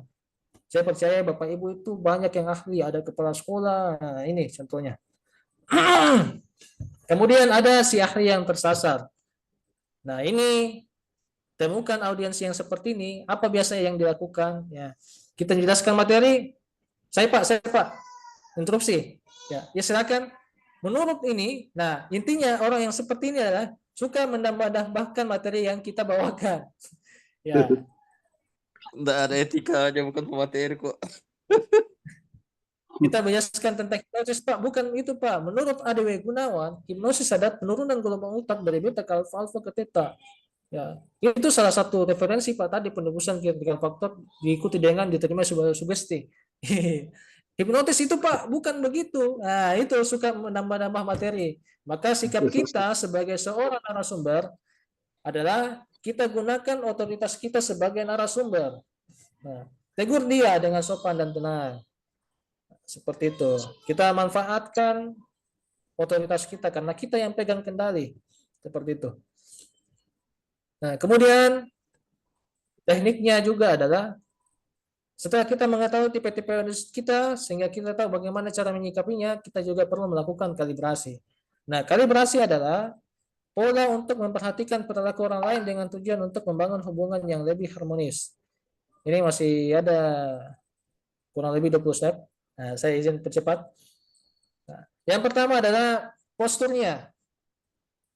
Nah, pastikan postur kita itu baik, nyaman. Kira-kira mana yang baik menurut Bapak Ibu? Begini atau begini? Atau begini? Suka nggak Bapak Ibu kalau saya begini? Enggak.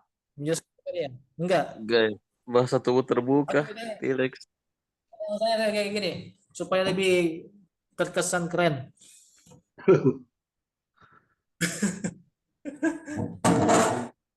Ya. Nah ini pastikan postur kita baik. Kemudian gesturnya. Nah, misalnya kita panggil siswa kita di depan, ternyata tangannya itu dimasukkan ke dalam celana. Itu sebenarnya siswa itu masukkan di dalam celana. Itu sebenarnya juga respon tidak nyaman. Seperti itu. Kita perhatikan gesturnya gimana, body language-nya gimana, ini mikro ekspresinya juga gimana.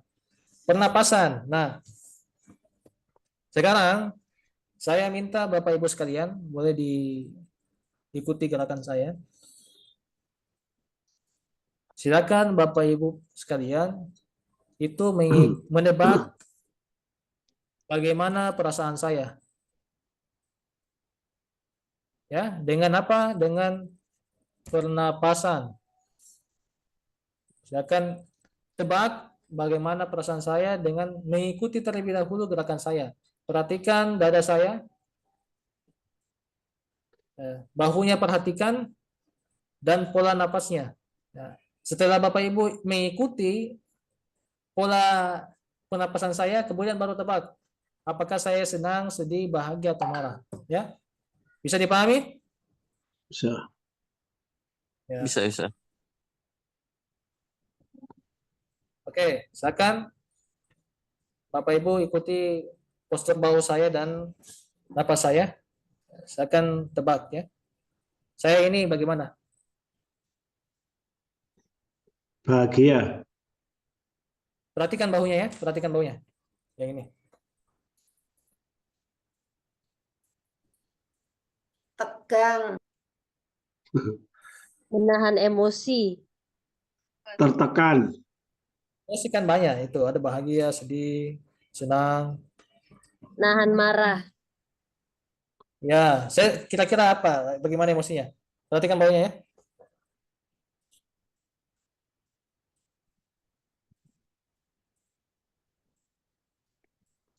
Ya, di kolom chat ini banyak.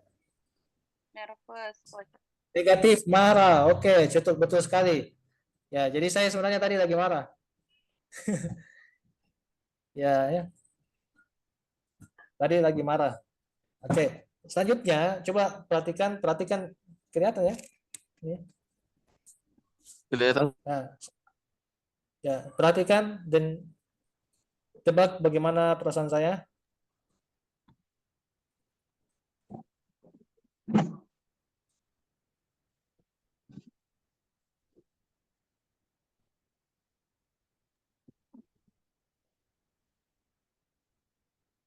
Nggak kelihatan. Nggak kelihatan. Ya. Nggak ada yang kelihatan. Ya, coba. Saya ulang ya.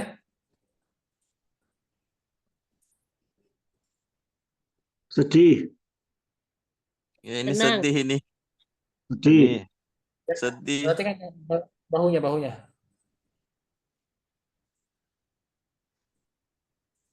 Pasrah. Sedih. Sedih. Nah, saya sebenarnya tadi lagi senang. Oh, Kok bisa ya? perbedaannya apa, Nih, Coach? Apa bilangnya? perhatikan pola napasnya, jangan ekspresinya. Pola napas dan bahunya. Tanda ekspresinya. Ya. Makanya Anthony Robbins mengatakan emotion is created by emotion. Jadi untuk mengetahui bagaimana perasaan seseorang itu lakukan hal yang serupa dengan dia. Misalnya dia begini, ya coba kita praktekkan begini dan kemudian kita analisa kalau dia begini kira-kira apa perasaannya. Nah, misalnya kalau dia pernapasannya seperti tadi cepat, ini bahunya itu ke belakang. Nah, coba kita praktekkan dulu. Kemudian kita tebak, oh sepertinya dia lagi marah. Seperti itu. Bisa dipahami Bapak Ibu? Bisa. Bisa. Nah, kemudian suara.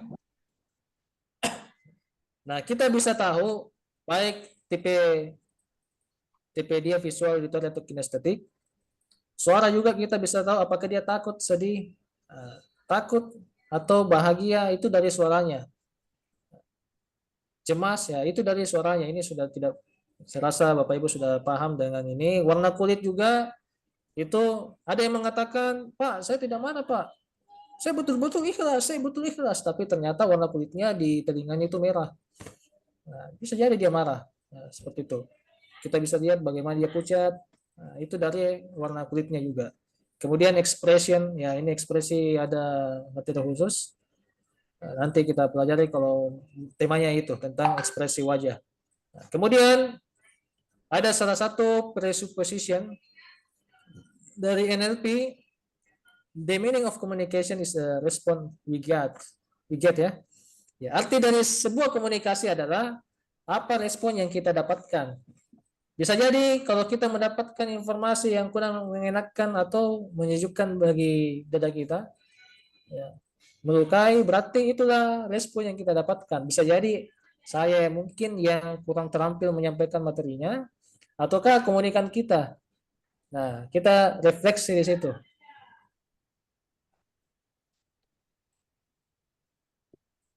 Nah, terus bagaimana caranya supaya kita mendapatkan respon yang baik? Maka kita harus apa? Kita disukai. Nah, ketika kita disukai, kita ada koneksi dekat, semakin tinggi sinyalnya. Nah, ketika sudah sinyalnya bagus, maka akan terjadi trust. Seperti itu. Jadi disukai, jadilah orang yang terkoneksi dengan baik secara emosional, bukan menjadi orang-orang yang suka menghakimi dan mendapatkan kepercayaan diri audiens kita, figur otoritas kita, kredibilitas kita. Dan tak heran misalnya ada juga trainer yang memajang sertifikatnya itu sebenarnya bukan ajang pamer. Saya yakin dan percaya niatnya itu bukan untuk pamer-pamer. Tapi apa? Niatnya itu untuk personal branding. Supaya ketika dia masuk ruang terapinya, oh ternyata critical faktornya itu sudah tembus. Oh, informasinya diterima. Nah, saya mulai dengarkan apa yang dia sampaikan. Begitu. Karena kita juga menunjukkan kepakaran kita siapa. Kemudian elemen sebuah komunikasi yang pertama adalah outcome. Nah, maka apa yang dimaksud dengan outcome itu?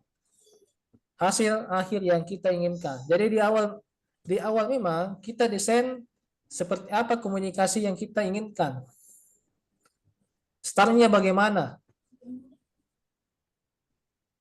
Nah, kemudian apa? Stepnya, keadaan, pikiran, dan perasaan kita.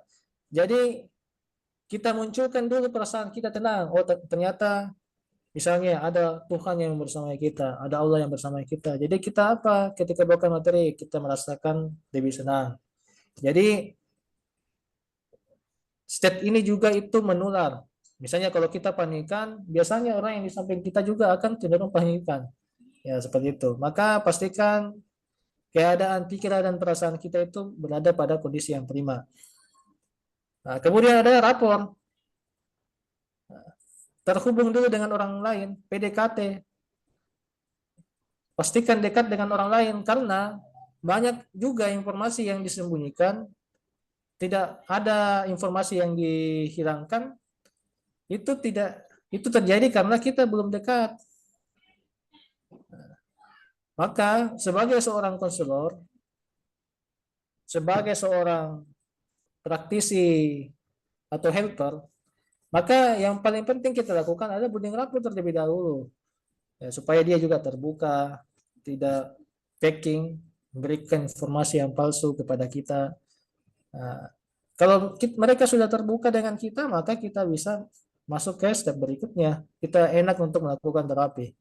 Bagaimana mungkin kita bisa melakukan terapi, melakukan pendekatan tertentu ketika apa yang ingin kita lakukan itu dia tidak ikuti, karena dia tidak percaya. Nah, kemudian ada acuity. PPKM, kita perlu buka indera kita seutuhnya. Flexibility, keluasan. Kemudian ada ekologi. Ada yang tahu apa itu ekologi, Bapak Ibu? Bueno, timbal balik. Konkurensi. Apa kira-kira itu konkurensi? Hubungan timbal balik. Kesamaan. Tipologi mungkin. Lingkungan yang mendukung ya, bukan ya? Ya. Jadi sebenarnya kalau kita berikan informasi, pastikan cara kita menyampaikan sebuah informasi itu tidak bertentangan dengan apa yang kita yakini atau apa yang mereka yakini. Kita sampaikan dengan baik-baik dan sebagainya. Apalagi ketika kita bahas tentang agama. Nah, kadang kalau kita bahas tentang agama itu informasinya sensitif. Nah, jadi pastikan ketika kita berbicara itu audiens kita itu enak, ya, tidak mengalami ketersinggungan seperti itu. Nah, pertanyaannya, bagaimana caranya kita supaya dekat dengan audiens kita? Maka kita bisa melakukan rapport, building rapport, PDKT, hubungan yang akrab. Nah, sering itu ini tahap attending, ya, hadir penuh. Nah, kita sesuaikan predikat lawan bicara kita. Kemudian kita juga misalnya kalau kita kinestetik, nah, maka kita juga menggunakan pola bahasa kinestetik. Misalnya auditori, kita juga gunakan bahasa auditori. Nah, visual dia juga visual kita gunakan supaya ada sameness. Ya, konon katanya kita lebih, misalnya bahkan pertemanan kita itu, circle kita, kelompok kecil kita, itu pasti orang-orang yang cenderung sama dengan diri kita. Coba kita perhatikan teman-teman gaul kita. Pasti orang yang banyak kemiripan dengan kita. Nah, maka gunakanlah bahasa-bahasa yang seperti itu, menyesuaikan dengan predikat lawan bicara kita. Kemudian matching, ini ada sebenarnya materinya lagi. Tapi nanti saya akan jelaskan contohnya. Matching, kita menyamakan posisi tubuh kita, postur tubuh kita. Nah, mirroring itu gerakan tubuhnya. Misalnya kayak gini. Nah, mirroring itu cermin ya. Kalau kita angkat gelas, dia juga angkat gelas. Nah, matching itu posturnya. Misalnya kalau kita kayak gini, mungkin tangannya yang begini, garu-garu, atau kalau misalnya kaki kita selalu injak-injak ke tanah, mungkin kaki kita juga di sebelah kiri, itu matching. Nah, untuk lebih jelasnya silakan menyimak video ini.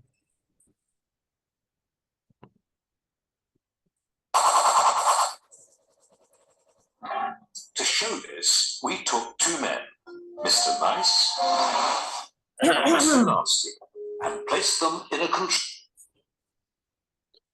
environment.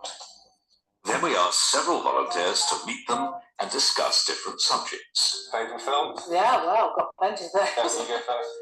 What the volunteers didn't know was that while Mr. Nice was being friendly and warm, Mr. Nasty was being as negative and as difficult as possible. Philadelphia strawberry. But crucially, both Mr. Nice and Mr. Nasty have been asked to deliberately move their bodies in specific ways. While cameras watched for a response to the volunteers that would reveal what was going on in their mind. Gradually, as the conversations developed, an extraordinary thing began to happen. The volunteers with Mr. Nice gradually began to copy him. He kind of used those well, and the acting was so good. They kind of all got away with it. And then it's last minute we should like that. Meanwhile, those with Mr. Nasty didn't copy him at all. I'm reading John 24. Have you seen that? Saw it once. Yeah, just like it very much. Yeah. I think it's the sort of thing I like going to the cinema with myself. Because the volunteers like Mr. Nice, Some people say they like to, show their mind prompted them to mimic him. I think of myself. A subconscious attempt to strengthen the bond between them.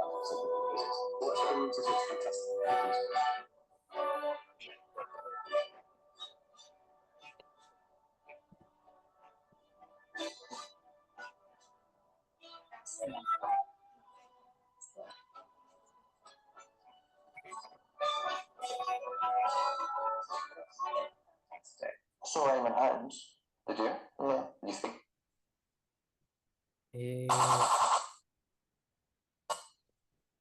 Ya, seperti itu Bapak Ibu ya. Jadi kalau kita ingin mengetahui bagaimana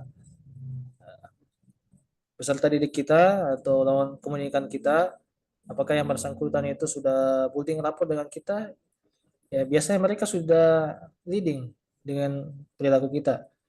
Misalnya kita begini, entah beberapa detik kemudian dia juga akan mengarah mungkin pipinya atau ininya juga. Nah, seperti tadi yang dijelaskan oleh videonya. Kemudian kita juga perlu mengetahui bagaimana gaya belajar seseorang.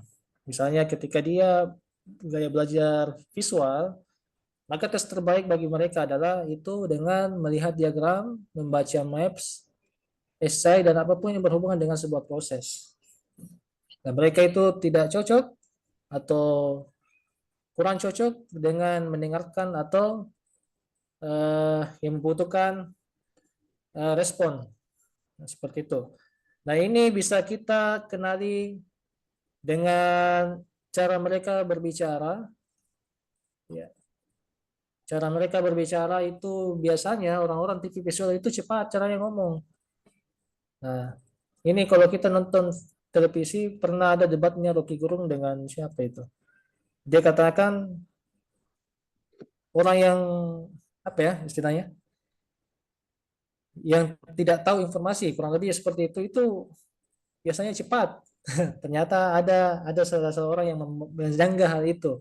Orang yang cepat itu biasanya bicaranya itu biasanya tipe-tipe orang visual. Nah, dan kadang dia juga itu suka memotong-motong sebuah pembicaraan. Kemudian belajar yang terbaik ketika dia mulai melihat diagram dan chart. Nah, kemudian butuh waktu yang tenang kalau dia itu mau belajar.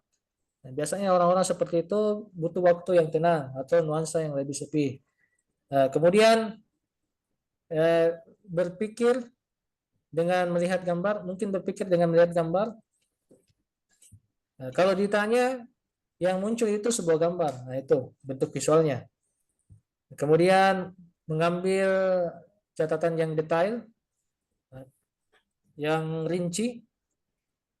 Kemudian suka untuk duduk di depan kelas supaya bisa lihat dengan jelas gurunya atau papan tulisnya seperti itu. Kemudian learning suggestion. Nah, ini saran-saran belajarnya. Ada copy yang ada di papan tulis, diagramnya buat color warna-warni, di highlights dan seterusnya. Ini flashcard, menggunakan flashcard. Nah, misalnya kayak gini ada gambar-gambar flashcard yang dilakukan. Nah, ini caranya untuk mengetahui bagaimana tipikal orang visual. Nah, kemudian auditori. Nah, cara tes terbaik yang bisa kita lakukan adalah kita bisa menuliskan jawabannya berdasarkan kuliah, ya, atau tes-tes secara lisan. Nah, oral test. Kemudian membaca, ya, ini teks yang panjang dan menulis jawaban apa ya dalam waktu yang terbatas. Nah, ini karakteristiknya, karakteristik gunakan apa ini, speak lebih cepat, menjelaskan dengan baik. Nah, jadi pendengar yang baik, nah, biasanya seperti itu. Kemudian sering mengulang-ulangi apa yang dia dengarkan. Kemudian berpikir secara beruntun, membaca pelan. Kemudian lebih suka mendengar informasi daripada membaca sedikit informasi. Mudah-mudahan betul bahasa Inggrisnya. Ya, kemudian saran belajarnya gunakan asosiasi kata, kemudian direkam, diulang-ulangi faktanya dengan menggunakan mata tertutup, berpartisipasi dalam grup diskusi, mendengar apa ini, merekam penjelasan dengan apa ya, merekam catatannya seperti itu. Nah, ini untuk tipe kinestetik. Karakteristiknya itu itu bicaranya lebih lambat. Nah, biasanya ini lebih menggunakan perasaan. Kemudian belajar dengan bergerak dalam kehidupan nyata, menyesuaikan dengan kehidupan nyata. Kemudian mereka itu juga suka atau sulit untuk duduk diam, butuh sering istirahat ya.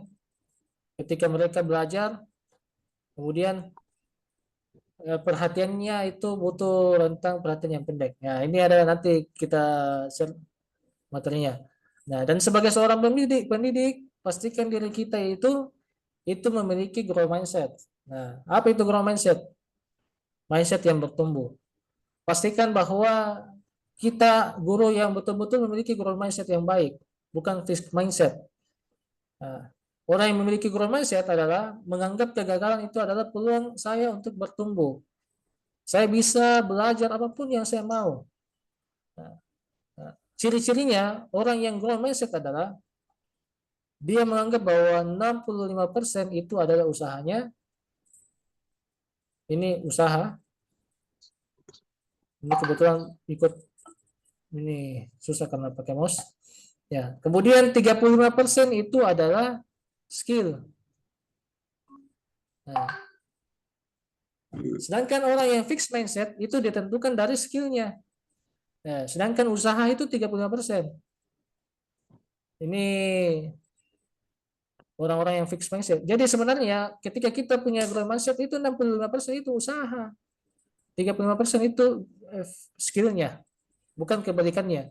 Nah, misalnya ketika kita sudah melangkah, saya tidak ingin melakukannya, saya tidak bisa melakukannya, saya ingin melakukannya, bagaimana cara melakukannya, saya ingin mencoba, saya bisa melakukannya, saya akan melakukannya dan akhirnya berhasil.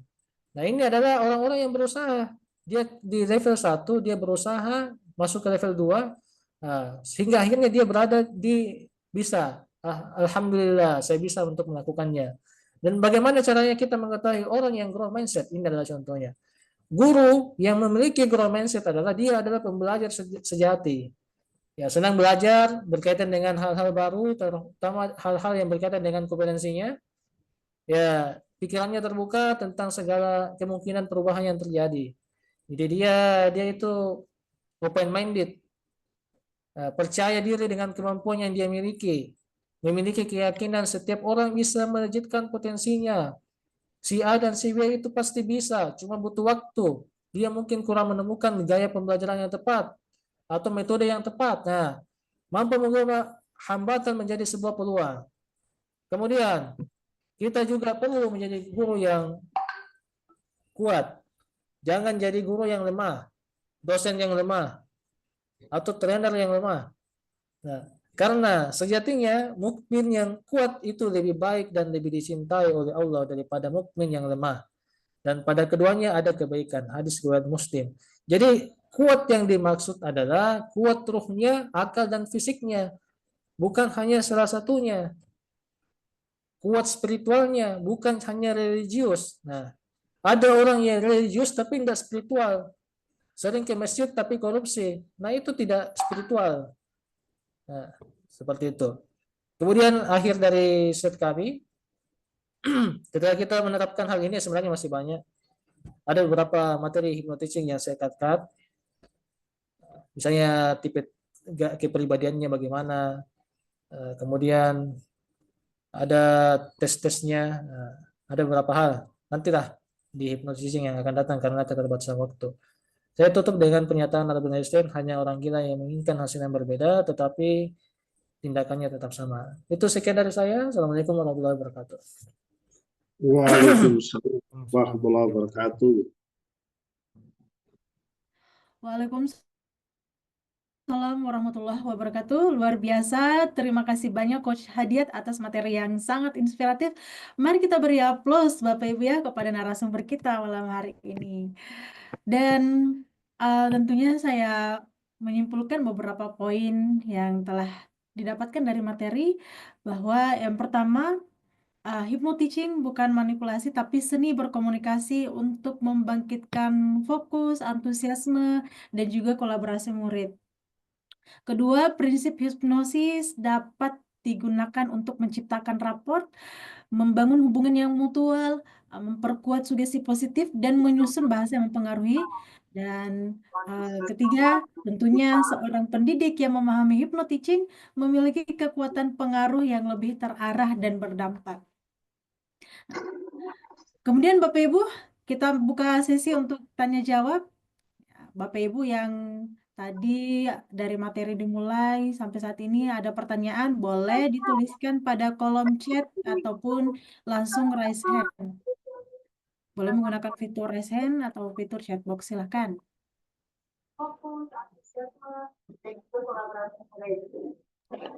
Atau ada dari Bapak Ibu yang ingin konsultasi, mumpung malam hari ini beliau ada di tengah-tengah kita, Bapak Ibu, dan gratis konsultasinya. Bapak Ibu silakan bertanya dan boleh juga sharing pengalaman. Oke, ada yang raise hand, Bu Rizka Ristianti. Silahkan, Bu Rizka. Terima kasih Coach Tina. Izin Coach Hadiat mau bertanya. Tadi menarik sekali yang sudah disampaikan nih. Saya banyak mendapatkan insight-insight baru nih. Tapi boleh nggak Coach silakan mungkin bisa sharing pengalaman Coach terkait mungkin contoh konkret ya. Misalnya saat sebagai narsum ataupun trainer berhasil membangun raport secara cepat dengan kelas yang misalnya awalnya pasif seperti itu. Ya, jadi mungkin bisa bagaimana langkah konkretnya supaya mungkin bisa lebih aktif seperti itu ya. Bagaimana mungkin bisa di-sharing Coach Hidayat. Terus kemudian yang kedua, bagaimana menyeimbangkan antara building rapport dan otoritas sebagai trainer supaya tidak terlihat terlalu akrab dan kehilangan respect gitu ya. Jadi bagaimana menyiasatinya, mengelaborasinya seperti itu sih. Sekian mungkin Coach Tina, Coach Hidayat mungkin berkenan untuk bisa sharing pengalamannya. Terima kasih. Terima kasih atas pertanyaannya, Bu Rizka. Boleh langsung dijawab oleh Coach Hadiat, silahkan. Terima kasih atas pertanyaannya Bu Rizka, sangat luar biasa. Saya sering-sering saja, alhamdulillah saya juga pernah ngajar di SD. Waktu di tempat kerja dulu saya juga pernah ngajar di SMP dan SMA. Nah, jadi bukan cuma teori, alhamdulillah sudah dipraktikkan juga. Jadi ada beberapa hal yang bisa kami praktikkan. Teknik tercepat itu tadi bisa kita lakukan dengan teknik sulap. Nah, kebetulan ada beberapa sulap yang kami kuasai, misalnya paku dimasukkan di hidung, kemudian dilepas, itu mereka langsung apresiasi seperti itu. Kemudian kami juga pernah melakukan hypnostic, nah langsung mereka apresiasi. Nah, dan luar biasanya ketika kami terapkan di sekolah swasta, kebetulan ada juga beberapa yang pakai itu beda dengan negeri. Ya, negeri kan kadang fasilitasnya kurang. Nah, di sekolah swasta itu ada LCD yang disiapkan. Nah, kami juga menerapkan tadi kepakaran, menyampaikan begini pengalaman-pengalamannya dan seterusnya. Sehingga peserta didik itu sudah simak seperti itu. Nah, yang jadi tantangan itu di SD. Yang sering banyak-banyak hibur-hiburan seperti itu, apresiasi ketika dia bertanya, simpati, sulap-sulap. Nah, kalau di SMA orang-orang kuliah itu lebih cenderung mudah menurut saya. Ya. Untuk pertanyaan kedua tadi bagaimana Coach Tina?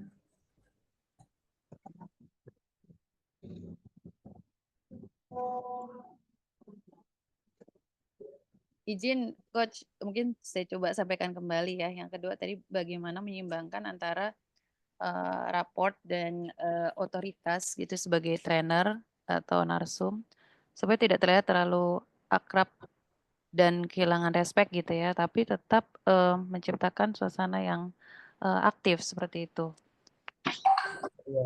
Nah, kalau pengalaman saya mungkin sudah pernah dapat teorinya, ada namanya BLC, Building Learning Commitment. Jadi di awal pertemuan kita ada kontrak pembelajaran di situ.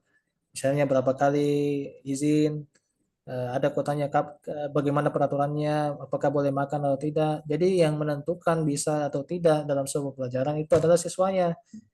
Ya, mereka yang menentukan aturan-aturannya. Ketika mau bertanya harus angkat tangan. Jadi kita juga sebagai seorang pendidik itu harus tegas. Tegas bukan berarti harus keras, tidak perlu marah-marah ketika ingin menegur siswa. Cukup komunikasi asertif, kita menyampaikan pikiran kita, perasaan kita, tanpa menyinggung perasaannya sesuai kesepakatan yang kita bangun. Jadi kita mereka yang komitmen dengan peraturannya. Biasanya ada yang istilahkan dengan kontrak perilaku, ada yang mengatakan kontrak pembelajaran, ya silakan. Seperti itu. Itu yang pengalaman kami yang pernah kami adakan, pernah juga dapat teorinya. Jadi adakan BLC, Building Learning Commitment, komitmen pembelajaran. Seperti itu. Bahkan di sebuah kelas tertentu misalnya ada yang misalnya misalnya ada kuliah selama beberapa bulan, beberapa tahun, itu izinnya itu cuma maksimal 5 kali, alfa itu langsung DO. Ada perkuliahan kayak begitu. Nah, jadi ya seperti itulah. Jadi tegas, tidak perlu harus keras. Itu mungkin, mudah-mudahan bisa menjawab. Oke, terima kasih Coach Hidayat. Ya. Baik, terima kasih banyak atas jawaban kompak Hadiat. Oke, Bapak Ibu yang lain, apakah ada lagi yang ingin bertanya atau sharing maupun konsultasi langsung kepada Coach Hadiat? Silakan.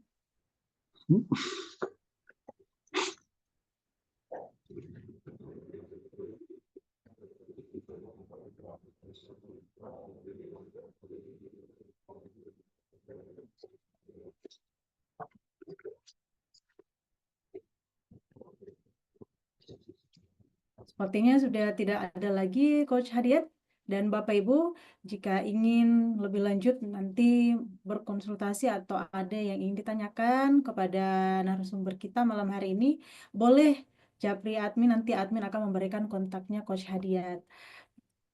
Kalau begitu kami Iya. Tunggu, saya akan kirim link absennya dulu Bapak Ibu. Ya, terima kasih Coach Tina. Saya mohon maaf kepada seluruh peserta. Tadi sering terdistrak dengan anak, sering minta main. Jadi kadang terganggu tadi. Ya, seperti itu. Oke. Ya, baik. Tidak Luar apa-apa. biasa, Bapak Ibu ya. Ya, saya tutup webinar kita malam hari ini. Terima kasih kepada narasumber Coach Muhammad Hadiah Jafar atas materi, ilmu, dan pengalaman luar biasa di-sharingkan kepada kami. Dan juga seluruh peserta atas antusiasmenya luar biasa malam ini. Dan ya jangan lupa Bapak Ibu, kita akan bertemu lagi dalam webinar Rise Up berikutnya pada tanggal 18 Mei 2025 hari Minggu di jam yang sama dengan tema kualitas tidur mempengaruhi kualitas emosi anak dan orang tua. Wah, ini cocok ini untuk orang tua ya. Dan narasumbernya juga ada. Saya lihat di webinar malam hari ini diisi oleh Bapak Umar Kadafi, MPD, MCOS. Oke, nanti kita akan bertemu dengan beliau Bapak Ibu ya.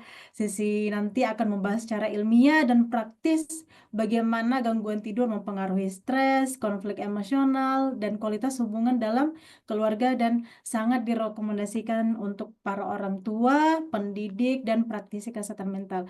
Sampai jumpa Bapak Ibu di sesi Rise Up berikutnya. Terus belajar, terus bertumbuh, dan tetap semangat dalam membangun bangsa melalui ilmu yang mencerahkan jiwa. Saya Siti Artina, mohon pamit. Wassalamualaikum warahmatullahi wabarakatuh. Salam sehat, salam hipnoterapi Indonesia. Waalaikumsalam warahmatullahi Waalaikumsalam. wabarakatuh. Terima kasih, Coach. Terima kasih. Terima kasih, Coach. Terima kasih. Salam. Horas, horas.